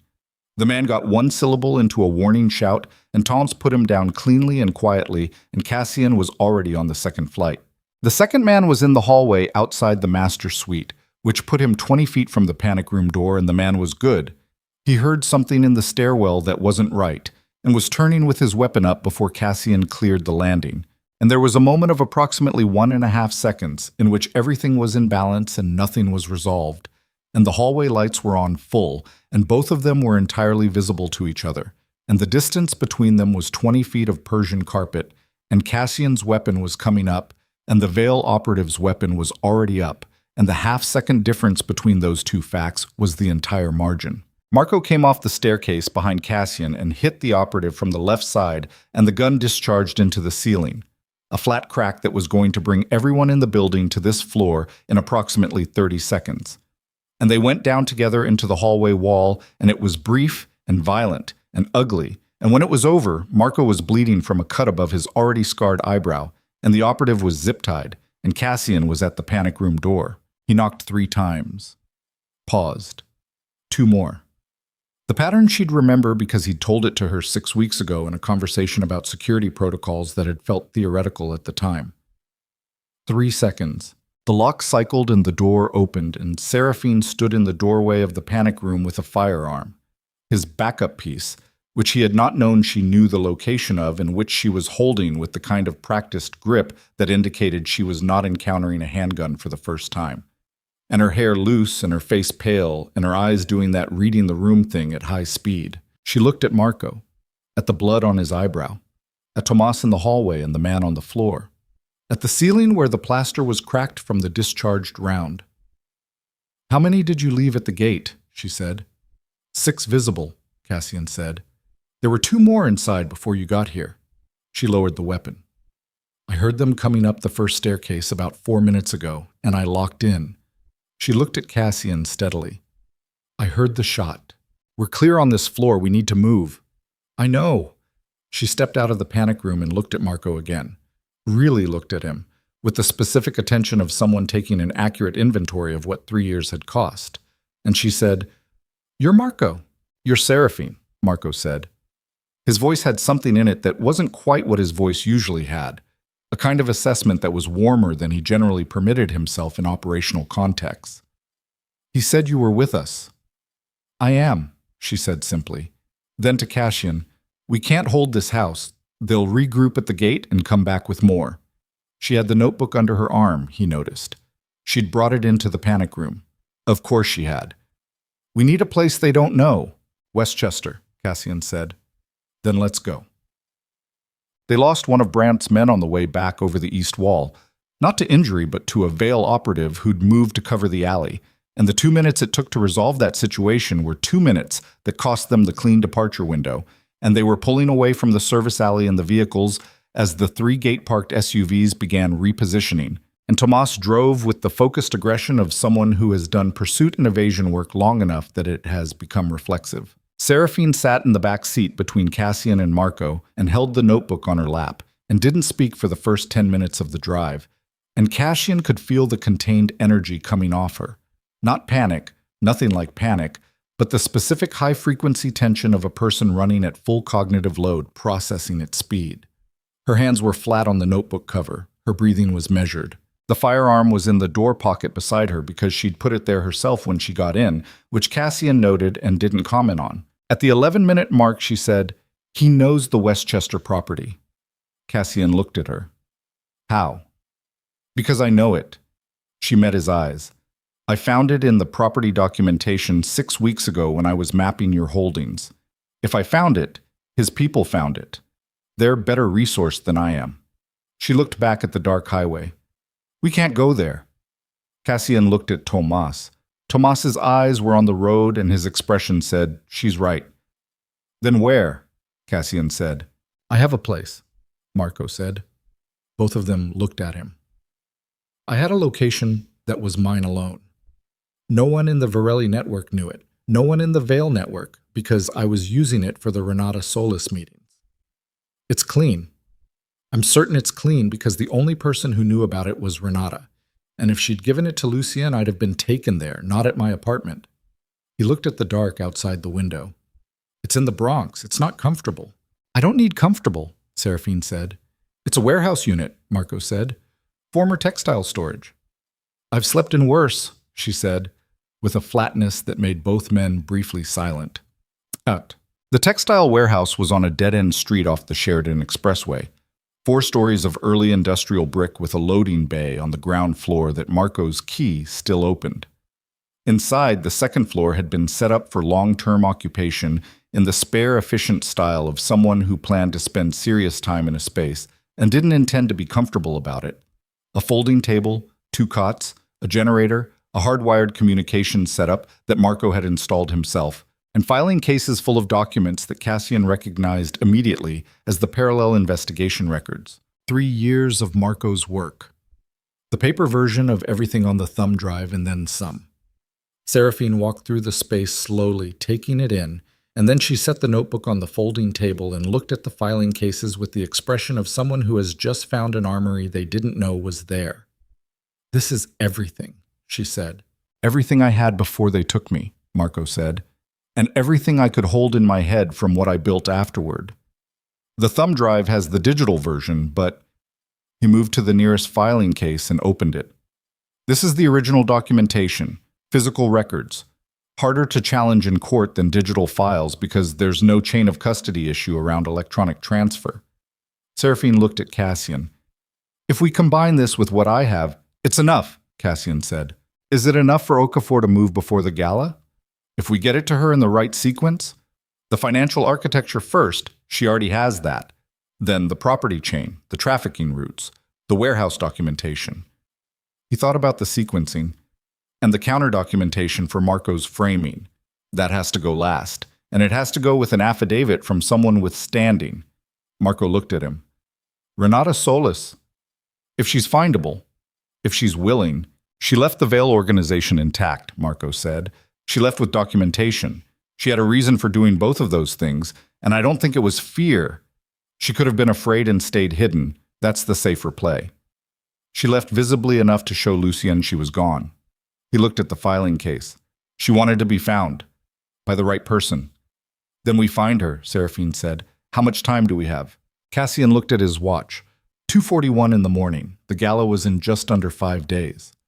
Okafor needed at least 48 hours to begin moving a federal warrant through the appropriate channels without Lucien's legal team being able to anticipate and counter it, which meant the documents needed to be in Okafor's hands in the next 12 hours. "Until morning," he said. That's it. They worked through what remained of the night. It was not elegant work. It was the work of 3 people around a folding table under fluorescent light, cross-referencing documents and notebooks, and 3 years of filed records, building the sequential case package that Shara Okafor needed to move on. Cassian organized the sequencing. Marco provided the verification layer, corroborating every document from the filing cases against his own operational memory, flagging the pieces that had independent confirmation and setting aside the pieces that didn't. Seraphine worked the notebook against the filing cases, matching her property chain records to Marco's operational documentation, and the degree to which they overlapped, the degree to which her 3 years of kitchen table intelligence work inside the Vale estate matched and extended and filled gaps in Marco's 3 years of fieldwork, was something none of them commented on directly, because commenting on it would have required a different kind of conversation than the one they were in the middle of. At 4 in the morning, Tomas produced coffee from somewhere and set it on the table without being asked, and went back to his position near the loading bay door.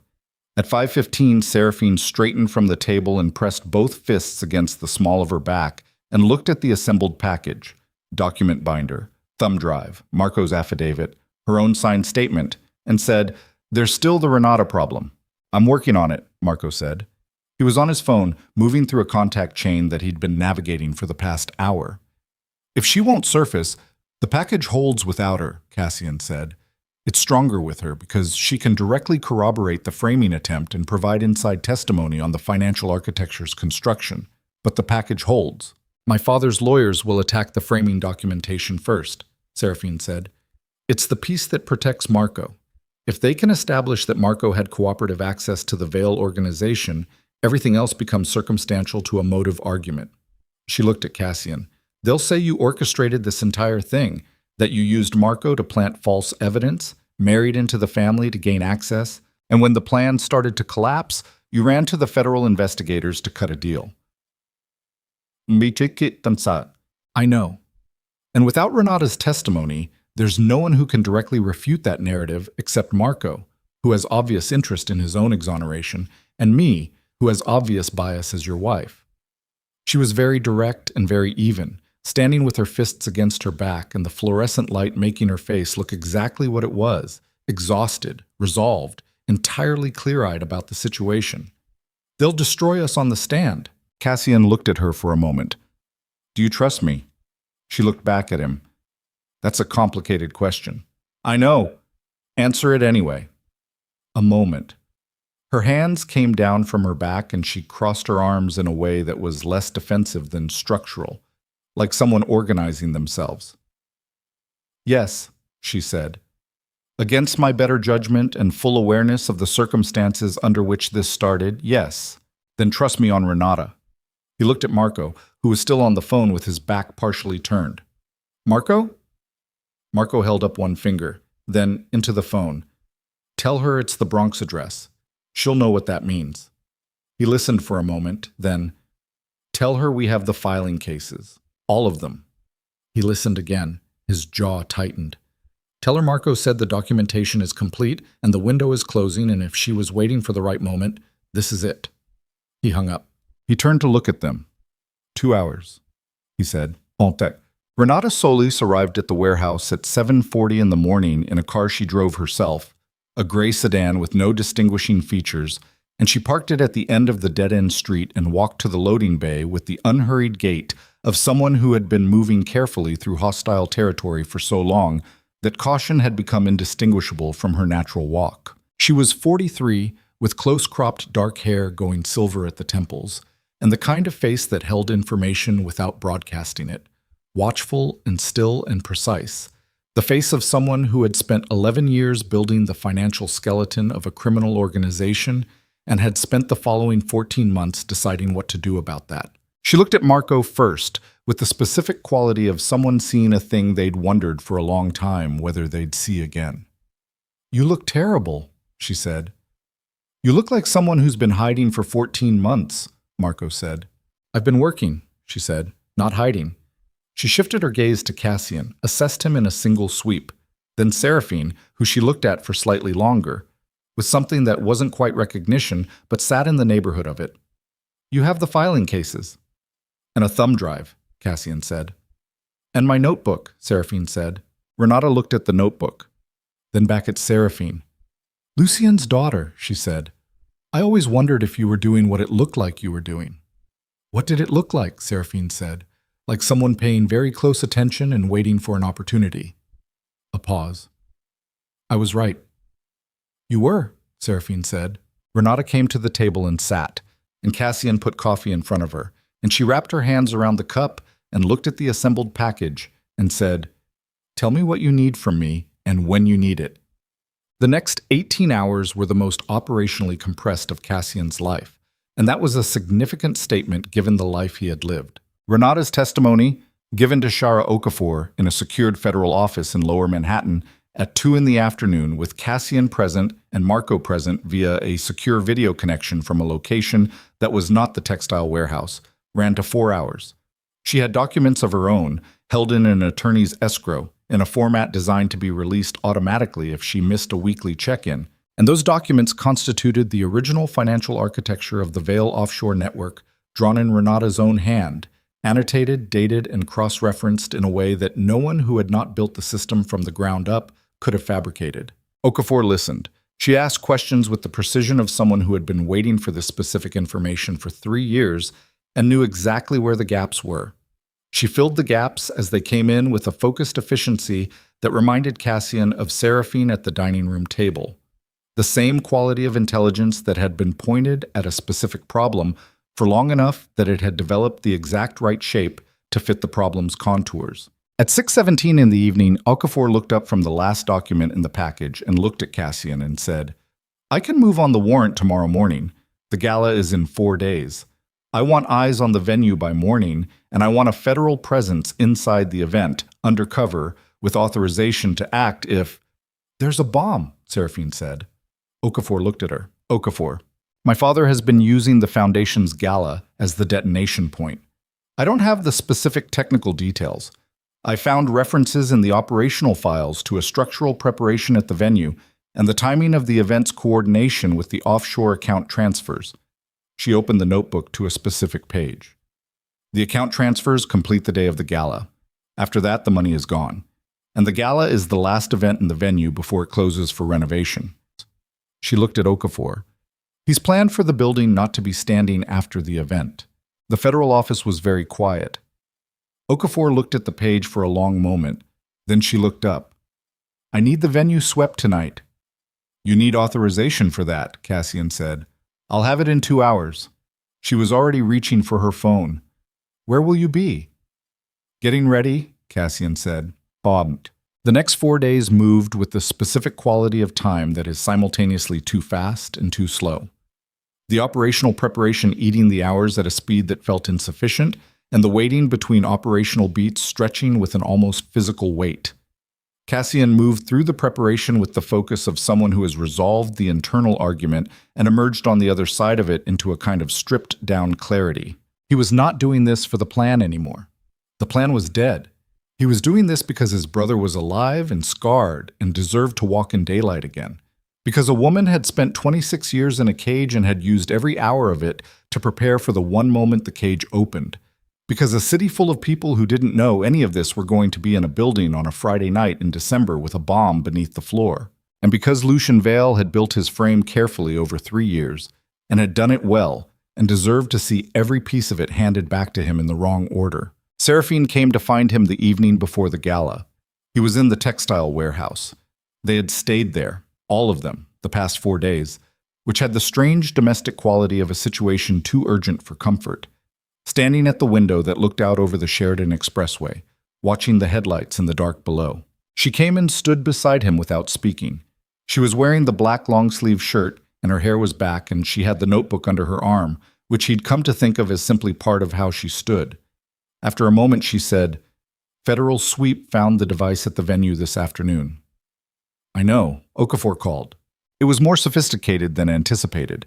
The disposal team said it was professionally constructed, enough to bring down the main structural elements of the upper 4 floors. She looked out the window.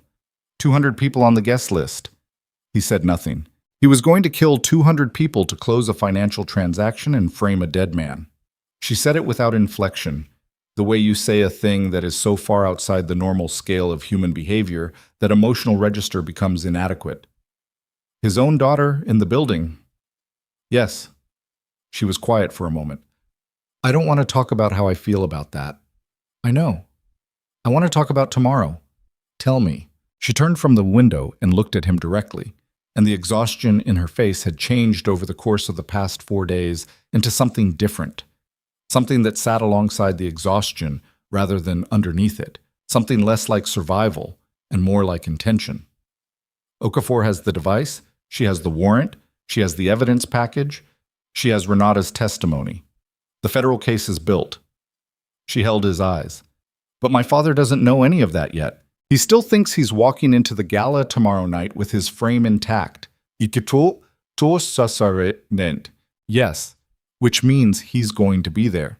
Yes, and when the federal agents move, Sasi, when the arrest happens, he's going to understand in that moment that everything he built has been handed to the wrong people.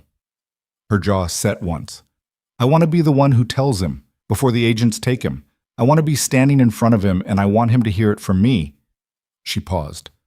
Not revenge. I want him to know that I was the one who took it apart, that I saw what he built and I took it apart. I want him to know that before anything else happens. Cassian looked at her for a long moment.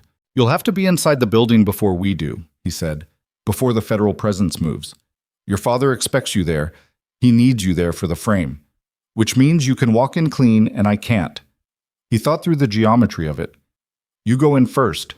You find him before the event starts. You have whatever conversation you need to have. I'll come in from the north access with Tomas and Brandt at 9, and Okafor's team moves at 9:15 regardless. And the 9 minutes between your entry and the team moving. 9 minutes for us to make sure Lucien is in the room and not running. He looked at her. Can you keep him in the room for 9 minutes? She almost smiled, that same specific not quite smile he'd seen once before, the one that sat on the edge of irony.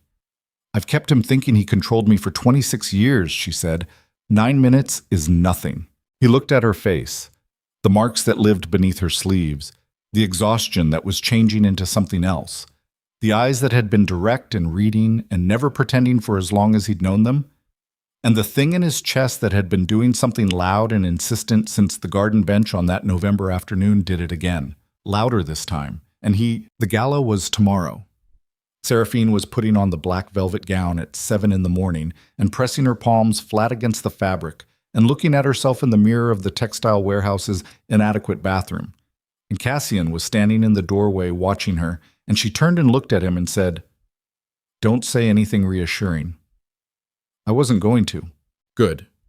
She looked back at the mirror, reached for the long silk gloves that covered her arms to the elbow, pulled them on with practiced efficiency, the way she'd been doing it for years, and then she stopped with one glove half on and looked at her bare forearm in the mirror, the silver topography of it in the fluorescent light. And she left it there for a moment, just looked at it. Then she finished pulling the glove on and turned back to Cassian. "Let's go end this," she said. The venue was a tower in Midtown Manhattan, 40 stories of glass and steel that the Vale Foundation had been renting for its annual gala for 7 consecutive years. And at 8:45 that Friday night in December, it blazed with light from the 40th floor down against a sky that was dropping the first snow of the season in fine, dry flakes that caught the light of every window and turned the whole building into something that looked, from the street, like the tower blazed against the December sky like something that had decided to burn on its own terms. Seraphine stood on the sidewalk across the street for exactly 30 seconds before going in. She'd asked the car to stop half a block south, and she'd walked the rest of the way in the snow, alone, the black velvet gown under a long coat that she'd open and check in the lobby, and she stood with the cold coming through the fabric and the fine dry snow settling in her hair, and she looked up at the 40th floor and let herself feel the full weight of it. One complete breath in, one complete breath out, the way she had learned to do in the years when breathing was the only thing in a given hour that belonged to her. Then she crossed the street and went in. The lobby was marble and chrome and controlled warmth, attendants at a check-in table with a guest list on a tablet, and Seraphine gave her name and watched the attendant's face register the specific quality of recognition that attached to the Vale name in rooms like this one. Not admiration exactly, more like a careful readjustment of posture, a slight brightening of professional attention that was really the visible surface of an awareness that this name required a certain handling. She knew the look. She had been producing it in people her entire life. She took the elevator to the 40th floor alone and rode it in silence and watched her own reflection in the polished elevator doors, the gown, the gloves, the hair she'd put up tonight because that was how her father expected her to wear it at events, pinned and contained and formal. And she thought about the morning, about standing in the textile warehouse bathroom with one glove half on and looking at her arm in the mirror. She thought about leaving the glove off. She had thought about it for a full 30 seconds and then put it on anyway, not because she was ashamed, but because tonight required a specific performance, and the performance had specific costuming, and she knew the difference between choosing to cover something and being forced to. The elevator opened into the foyer of the 40th floor event space, which was already populated with the specific crowd that her father assembled for these occasions. A carefully calibrated mix of legitimate and illegitimate power in which the illegitimate wore better suits and had more practiced smiles. She scanned the room in the way she always scanned rooms, cataloging exits, weight distributions, who was stationed where and why, and she found her father in approximately 11 seconds because she had been reading rooms that contained Lucian Vale since she was old enough to understand that knowing where he was at all times was a matter of self-preservation. He was near the windows, the north-facing, floor-to-ceiling windows that looked out over Midtown Manhattan's luminous geometry, the city spread below in its indifferent, gorgeous entirety. He was in a black tuxedo, holding a glass of something amber, speaking to a man Seraphine recognized as a city councilman who had been on the Vale payroll for 6 years. He had his back partially to the room in the way of a man who is not afraid of anything in it. He saw her when she was still 40 feet away. His eyes moved to her with the practiced scan of a man who has maintained surveillance on the people around him for so long that the surveillance has become as automatic as breathing. He excused himself from the councilman without looking away from her and came across the room to meet her. "You look beautiful," he said. His voice was warm and his eyes were assessing, and both things were completely genuine, which was the thing about Lucian Vale that had always been the most difficult to metabolize. that the warmth was real even when everything it served was not. "Thank you," she said. He kissed her cheek. His aftershave was the same one he had worn her entire life, cedar and something colder underneath. And the smell of it produced in her the specific bodily response of a 26-year conditioned association that she had learned to observe without acting on, a kind of internal weather that passed through her and left without changing anything structural. "Your husband isn't here yet," he said. "He'll be here by 9. Lucien looked at her for a moment, just a moment, the duration of a single read, and then nodded and smiled and took her elbow in the light proprietary way he had always taken her elbow, the way that looked like affection from across the room and felt like inventory. "Come. I want to introduce you to someone before the remarks." She went with him. She had 9 minutes to keep him in the room, and she had not yet started counting. The north access to the building was a service entrance off 53rd Street that Okafor's team had cleared and held since 8 o'clock, and Cassian came through it at 8:58 with Tomas on his left and Brandt on his right and 3 additional men behind them, all in tuxedos that made them look like the event staff they were presenting as. And the service elevator took them to the 39th floor, from which a staircase provided internal access to the 40th. He had a communication piece in his right ear, open channel to Okafor's operations coordinator. He could hear the low murmur of the channel, confirmations, position reports, the compact professional language of federal agents who have done this before, and know that economy of words in an operational context is a form of discipline. At 8:59, Okafor's coordinator said, "All positions confirmed. Device disposal team reports venue clear, structural integrity confirmed. Warrant is active. We move at 9:15. "Copy," Cassian said, barely above a breath. In his earpiece he heard Okafor herself. "Varelli, is she in position?" "She's been in position," he said. "She's been in position her whole life." A beat. Then, 9:15. Don't be early. He took the staircase at 9:01 and came through the service door at the north edge of the 40th floor's outer corridor at 9:03, and he stood behind the partition that separated the service corridor from the event space and looked through the gap at the room. The room was full. 200 people in formal wear beneath crystal chandeliers, an orchestra in the far corner playing something that was appropriately celebratory and appropriately anonymous, waitstaff moving with practiced smoothness through the crowd with trays of champagne. A podium near the south windows, where the remarks would be given. The Vale Foundation banner above it, in navy and gold. He found Seraphine in 7 seconds. She was near the center of the room, standing beside Lucien Vale, speaking to 2 people Cassian didn't recognize. Her posture perfect, and her expression calibrated at the precise setting she had been calibrating it to her entire life. From this distance, she looked like exactly what her father needed her to look like tonight. He watched her for a moment. Her hands were still. Her weight was evenly distributed. She hadn't looked toward the service corridor, and she wasn't going to because she knew the location of every door in this room, and she knew he was through one of them and looking for the specific sightline that would tell him what he needed to know about her status. And she was giving him that sightline by standing exactly where she was standing. She was fine. She was more than fine. 9 minutes. She was holding it.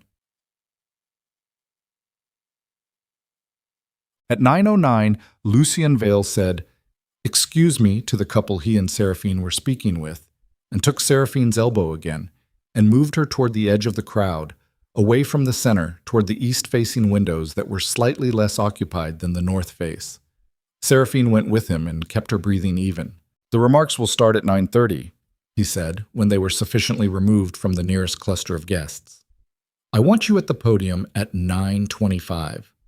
Brief introduction, family legacy framing, welcome the guests to the Foundation's most important year yet." He looked at her with the warmth that was real. "You've prepared something." "I've prepared something," she said. He looked at her for a moment longer, reading the way he always read her, checking the surface for information beneath it. She had spent 26 years learning to give him a surface that held under that specific kind of reading, and she gave it to him now. Steady, compliant, the surface of a woman who had accepted her role and was here to perform it. "Good," he said. He looked out the east window at the city. "After tonight, things will be different. The Foundation enters a new chapter. Some of the complexity of the past few years gets resolved."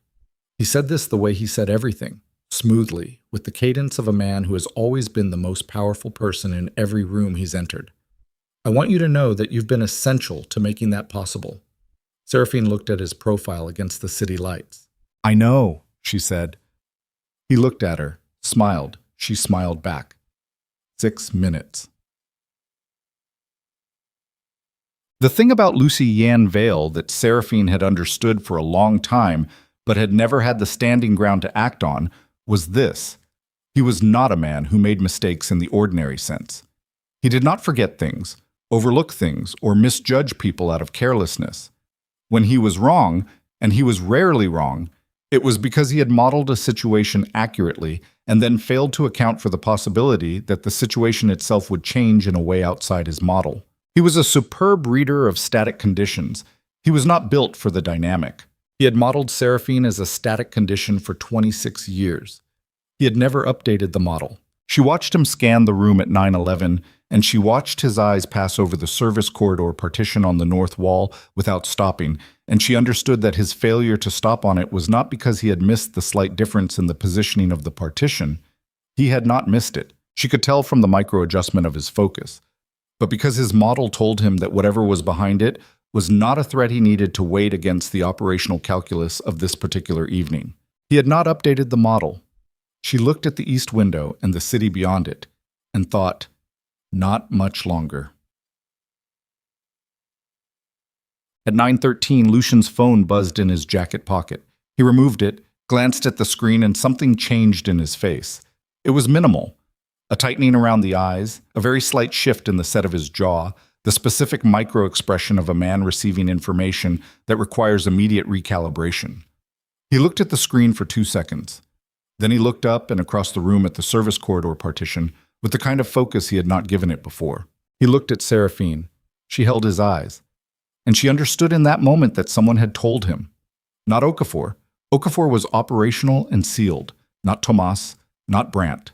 But somewhere in the 9-layer organization that Seraphine Vale had built over 3 decades, something had moved in a direction it wasn't supposed to move. And someone had flagged it, and the flag had reached him 30 seconds before the window closed. "What did you do?" he said. His voice was very quiet and very even, which was how his voice was when he was most dangerous. Not raised. Never raised. The danger in Seraphine Vale had always lived in the low register. Seraphine looked at him and felt her pulse in her throat and kept her face entirely still. "I'm here for the gala, Father." "What did you do?" he said again. 2 minutes. She thought, I have to keep him in this room. She said, I did what you taught me to do. I watched and I waited. And I understood the situation better than anyone thought I did. She held his eyes. That's what you told me. When I was 12. Before you broke my collarbone. You told me the most important skill was patience.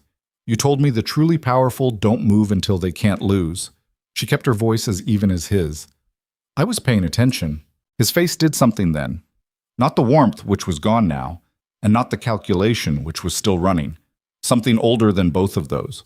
Something that lived in the part of him that had been a father before it had been a crime lord, and that had been a crime lord for so much longer that the other part was nearly inaccessible. A recognition. Not of what she'd done, of who she was. He had not seen her before, not fully. He had seen a liability he could manage. He had never looked at her and seen what was actually there. He saw it now. It won't hold, he said. Whatever you gave them. The legal architecture alone. Renata Solis gave a 4-hour deposition yesterday afternoon, Seraphine said. She built the architecture. She knows every joint. And she documented it for 14 months before she left your organization, which you knew and decided was manageable. She watched his face. It wasn't manageable. 1 minute. Seraphine Vale stood very still. He looked at his daughter, really looked at her, the full, unguarded look of a man who has just had the ground reorganize itself beneath him and is in the process of understanding the new geography. And in the looking was something she had never expected to see on his face. Not remorse. She had long since made peace with the certainty that she would never see remorse from this man, but something adjacent to it. Something that recognized the specific shape of what had just happened the way you recognize the shape of something irreversible. Your mother would have, he started. Don't, Seraphine said. Don't use her name tonight. He stopped. The room went on around them. 200 people in formal wear, an orchestra, champagne, and in the small pocket of stillness where they stood by the east windows, everything that had been between them for 26 years sat in the open air for the first and last time. You were born weak, he said. The same words. The ones from the warehouse, the ones she had been waiting to face since she was 8 years old in a hallway, learning what loss meant. No, she said, I was born yours, and I survived it anyway. The doors opened. Amdechuam. Shara Okafor came through the main entrance at 9:15, exactly with 14 federal agents in formal wear who ceased to be in formal wear approximately 4 seconds after clearing the entrance, and the effect on the room was immediate and total.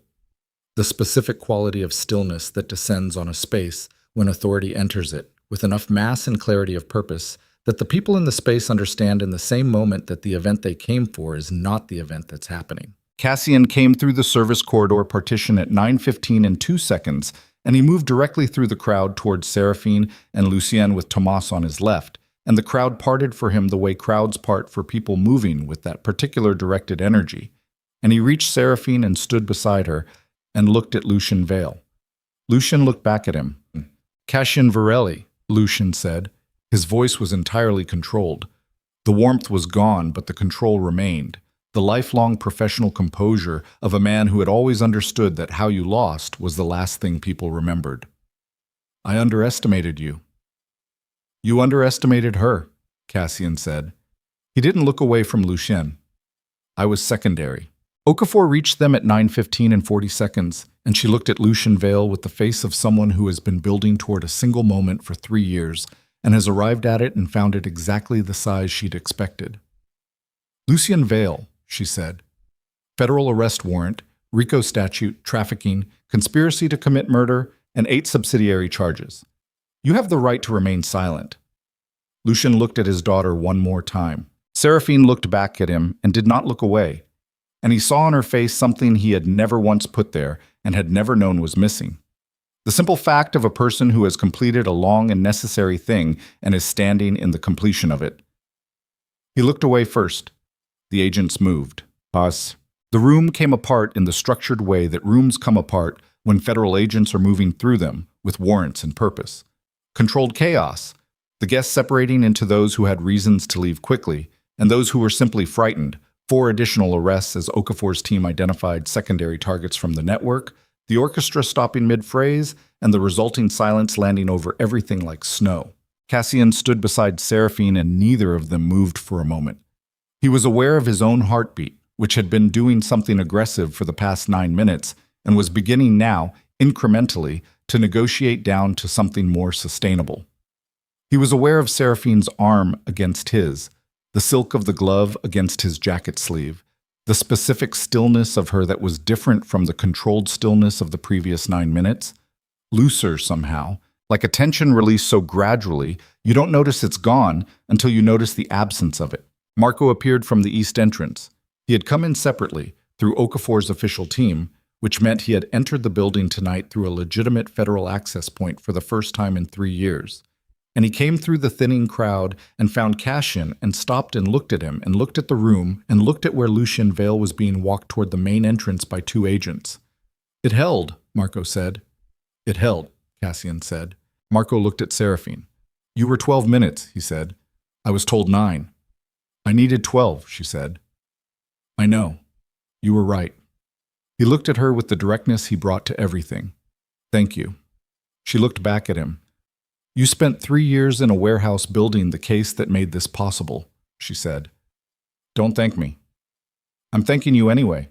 She accepted this with a small nod, the specific nod of someone who is not practiced at receiving gratitude and is doing it imperfectly and doesn't care. The building emptied over the next 2 hours. Federal agents worked the floor.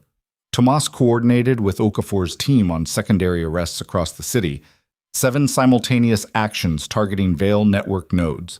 Time to hit in the same 90-minute window as the gala, the culmination of Okafor's 3-year case hitting on every front at once. The councilman Seraphine had recognized was arrested outside the elevator. A deputy commissioner received a call at his dinner table in Brooklyn.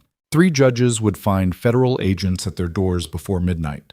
The Vale Foundation banner came down from above the podium at some point, while Cassian was on the phone with Okafor's coordinator, and a federal agent folded it with the impersonal efficiency of someone processing evidence, and it was placed in a labeled bag, and that was the end of that particular piece of theater. Cassian found Seraphine at 11 o'clock sitting on a chair near the north windows with her heels off and her feet on the cold marble floor, and the long silk gloves removed and sitting in her lap, her arms bare in the ambient light of the emptying room. She was looking out the windows at the city, which was still doing what it did, indifferent, enormous, carrying on, with the snow still coming down in fine dry increments that made the streetlights below into something almost beautiful. He sat in the chair beside her. She didn't look at him. She kept looking at the city. "They found documentation in my father's personal files," she said. "Okafor told me 20 minutes ago. A file on my mother, the real record." She paused. "It was what I thought it was." He didn't say anything. There was nothing to say that would be adequate, and he was not going to offer something inadequate. "I've known since I was 8, she said. "But knowing and having the documentation are different things. The documentation means it's real in a way that can be stated plainly to other people and have them understand it." She looked at the city. "I don't know if that makes it better or worse." "Both," he said. "Probably both." She was quiet for a moment. "Yes," she said. "Both." They sat in the cooling, emptied room for a while, and the snow continued its work on the city below. Cassian looked at her profile, the marks on her arms catching the ambient light, the specific way she held her face when she wasn't performing anything for anyone, which was different from any face he'd seen her wear in the months he'd known her. Younger somehow. Or not younger, just without the years of management that the public face required. "What happens now?" she said. "Okafor has everything she needs. The trial will take 2 years minimum. The offshore accounts get frozen in the next 72 hours. The federal financial action is already drafted and moving."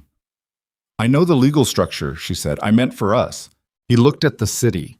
He thought about the plan, the 6-year plan, the tool and the key and the lock and the controlled demolition. He thought about the 47 pages that hadn't told him anything that mattered. He thought about the garden bench and the November air and the gate that had always been there. "I don't have a plan for this part," he said. She looked at him for the first time since he'd sat down. Her eyes were tired and clear and direct, as they always were, and they did the reading thing, as they always did, the quick, accurate scan for information beneath the surface. "I know," she said. "That's the first honest answer you've given me that wasn't forced out of you by circumstances." He almost smiled. "I was more honest than you're giving me credit for." "You were honest when you had no better option," she said. "It's different." But there was something in her voice that was different from the factual accounting tone. Warmer, slightly. The way the city below was warmer than the air above it because the city was generating its own heat. "I married you as a key and a lock," he said. "I want you to know that I know that, and that I know what it cost you to work with what I was." She was quiet for a moment. "You want me to tell you it's all right?" "No, I want you to know that I know." She looked at him for a long time. Then she looked back at the city. "You could have let me be the casualty," she said. "When you understood the full frame, when you understood your brother was alive and my father had built the collapse around both of us, the cleanest play was to extract Marco, hand the evidence to Okafor, and let the frame fall where it fell. You would have survived it. Varelli name takes some damage. The federal case is messier without the insider testimony, but you were never the primary target." She paused. "You came back for me." "You were in the panic room because of me." "I was in the panic room because of my father," she said. "Be accurate." He was quiet for a moment. "I came back for you," he said. "Not because of the plan." She absorbed this. The city went on below them. Marco was somewhere in the room behind them talking to one of Okafor's agents, his voice a low familiar murmur that Cassian had not heard for 3 years and was still in the process of believing was real. Tomas was near the entrance. The federal agents were finishing their work. "I don't know how to do this," Seraphine said quietly. "Whatever this is, I don't have a reference point for it. I know how to survive things. I know how to endure things and map things and wait for the right moment and use what I have. She looked at her hands in her lap, the gloves folded there, the marks on her arms in the low light. I don't know how to just have something. I don't know what that feels like. I don't either, he said. I've been running the plan for 6 years. I don't know what I am without it. She looked at him. That's terrifying. Yes. And you're not running from it. No. She was quiet for a long moment. Then she reached over and picked up one of the silk gloves from her lap and looked at it, and then she set it deliberately on the windowsill beside her and left it there. Just the one. Her right arm bare, the marks visible in the light, and her left still gloved, and the asymmetry of it was completely intentional and completely hers, and she didn't explain it. She didn't need to. 3 weeks later, the headlines finished their initial cycle and moved on to the next thing, the way headlines do. The Vale Empire's financial collapse took 11 days from the gala to complete dissolution. The offshore accounts frozen. The shell company chain unwound by federal financial forensics.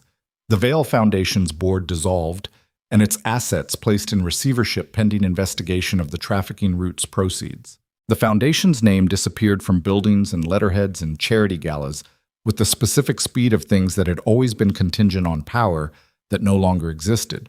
The simultaneous arrests held. No one walked. The deputy commissioner turned state's evidence inside 48 hours, which accelerated the secondary prosecution of 3 city officials and 2 members of the state judiciary who had been in the Vale network for a combined 31 years.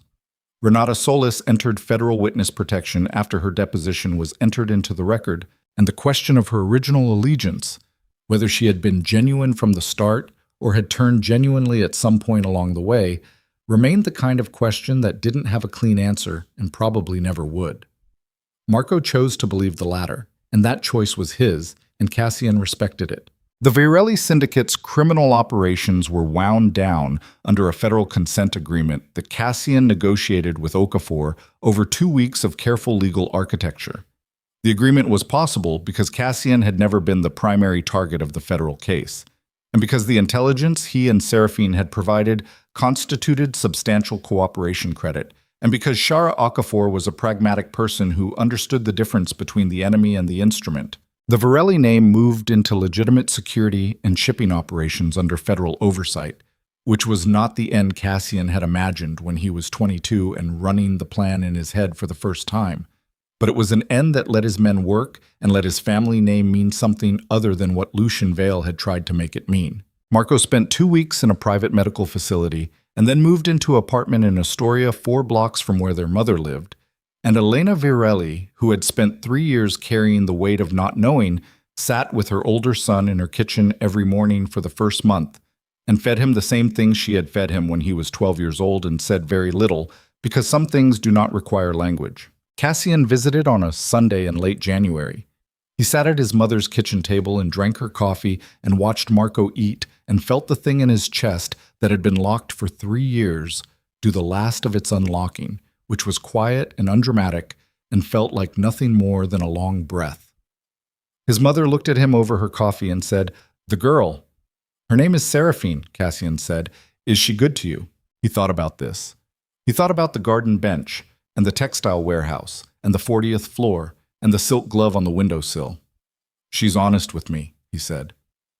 "Which is better?" His mother looked at him the way mothers look at their children when the children have finally said the thing they were supposed to figure out. "Good," she said. "Bring her Sunday."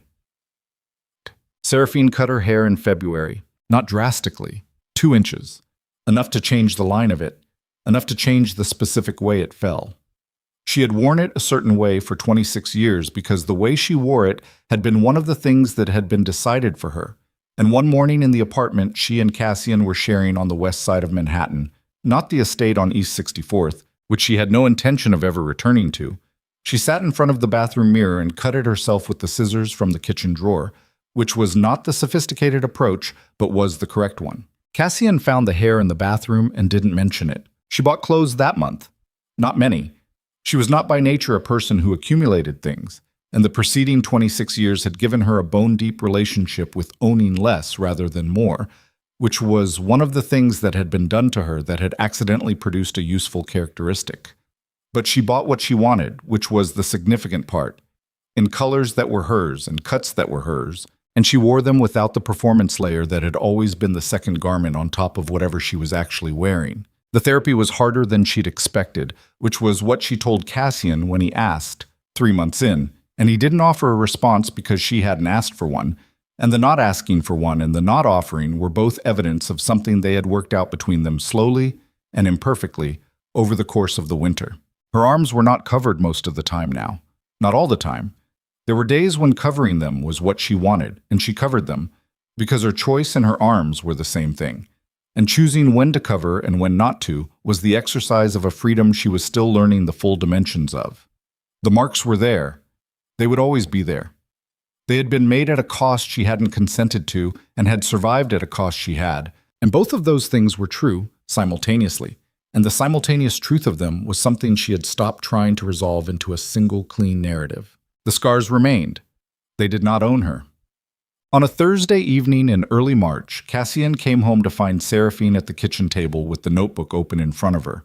Not the operational notebook that had been entered into federal evidence and was now part of a case file that would be cited in the trial. A new one.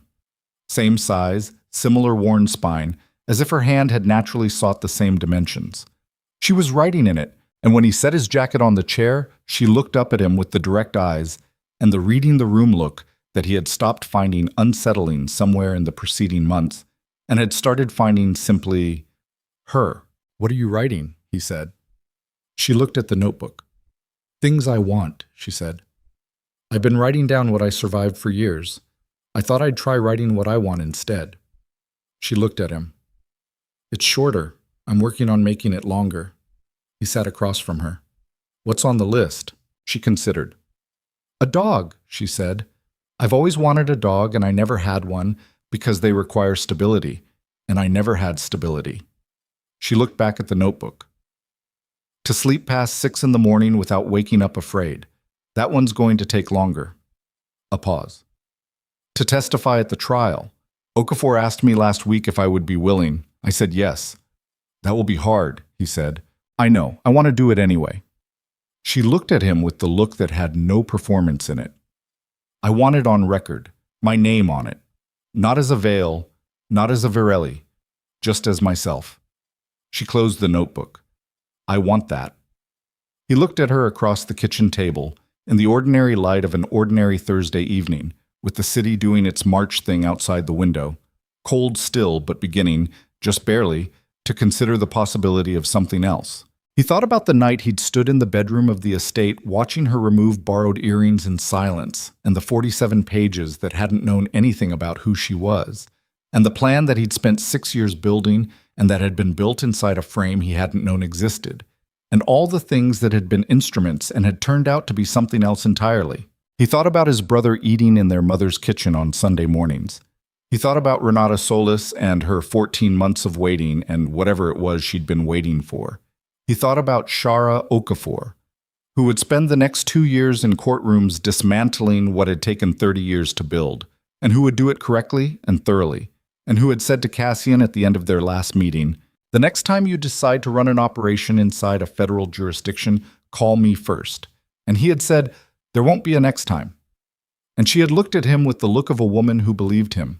He thought about what it meant to stop running something. He thought about the notebook, the new one, with the things she wanted instead of the things she'd survived. "I want to be on that list," he said. Not sure, until it was out, that he was going to say it. Not sorry, once it was. Seraphine looked at him across the table, the reading the room look, the 30-second processing interval. Then she opened the notebook to the page she'd been writing, and without taking her eyes off him, she wrote something. She turned it to face him. His name, just his name. Already there, written before he'd asked. He looked at it for a moment. "I've been working on the list for a while," she said. He looked up at her, and she was almost smiling. The real one. The one that was still new enough to be slightly startling, that sat on her face like something learning the space. And outside the window, the city was doing what the city did. All 10 million people carrying their own accumulations of survival and wanting. And below them, the lights went on as they always did, block by block, in the long, patient work of pushing back the dark. He reached across the table and took her hand. Not the grip of the garden bench, not the operational contact of people coordinating under pressure, but the plain ordinary weight of two hands in the same place, belonging to two people who had come through the fire by very different routes and arrived, improbably, at the same kitchen table on a Thursday evening in early March. "No more cages," he said. She turned her hand and held his back. "No more cages," she said, "and no more plans we don't make together." The city lights moved against the dark horizon, and the snow was gone, and the window held both their reflections faintly in the glass. Not the performance versions, not the instruments, not the weapons or the keys or the tools, just themselves, which was the most dangerous and most necessary thing either of them had ever agreed to be. Outside, March was making its slow argument for something warmer. They let it.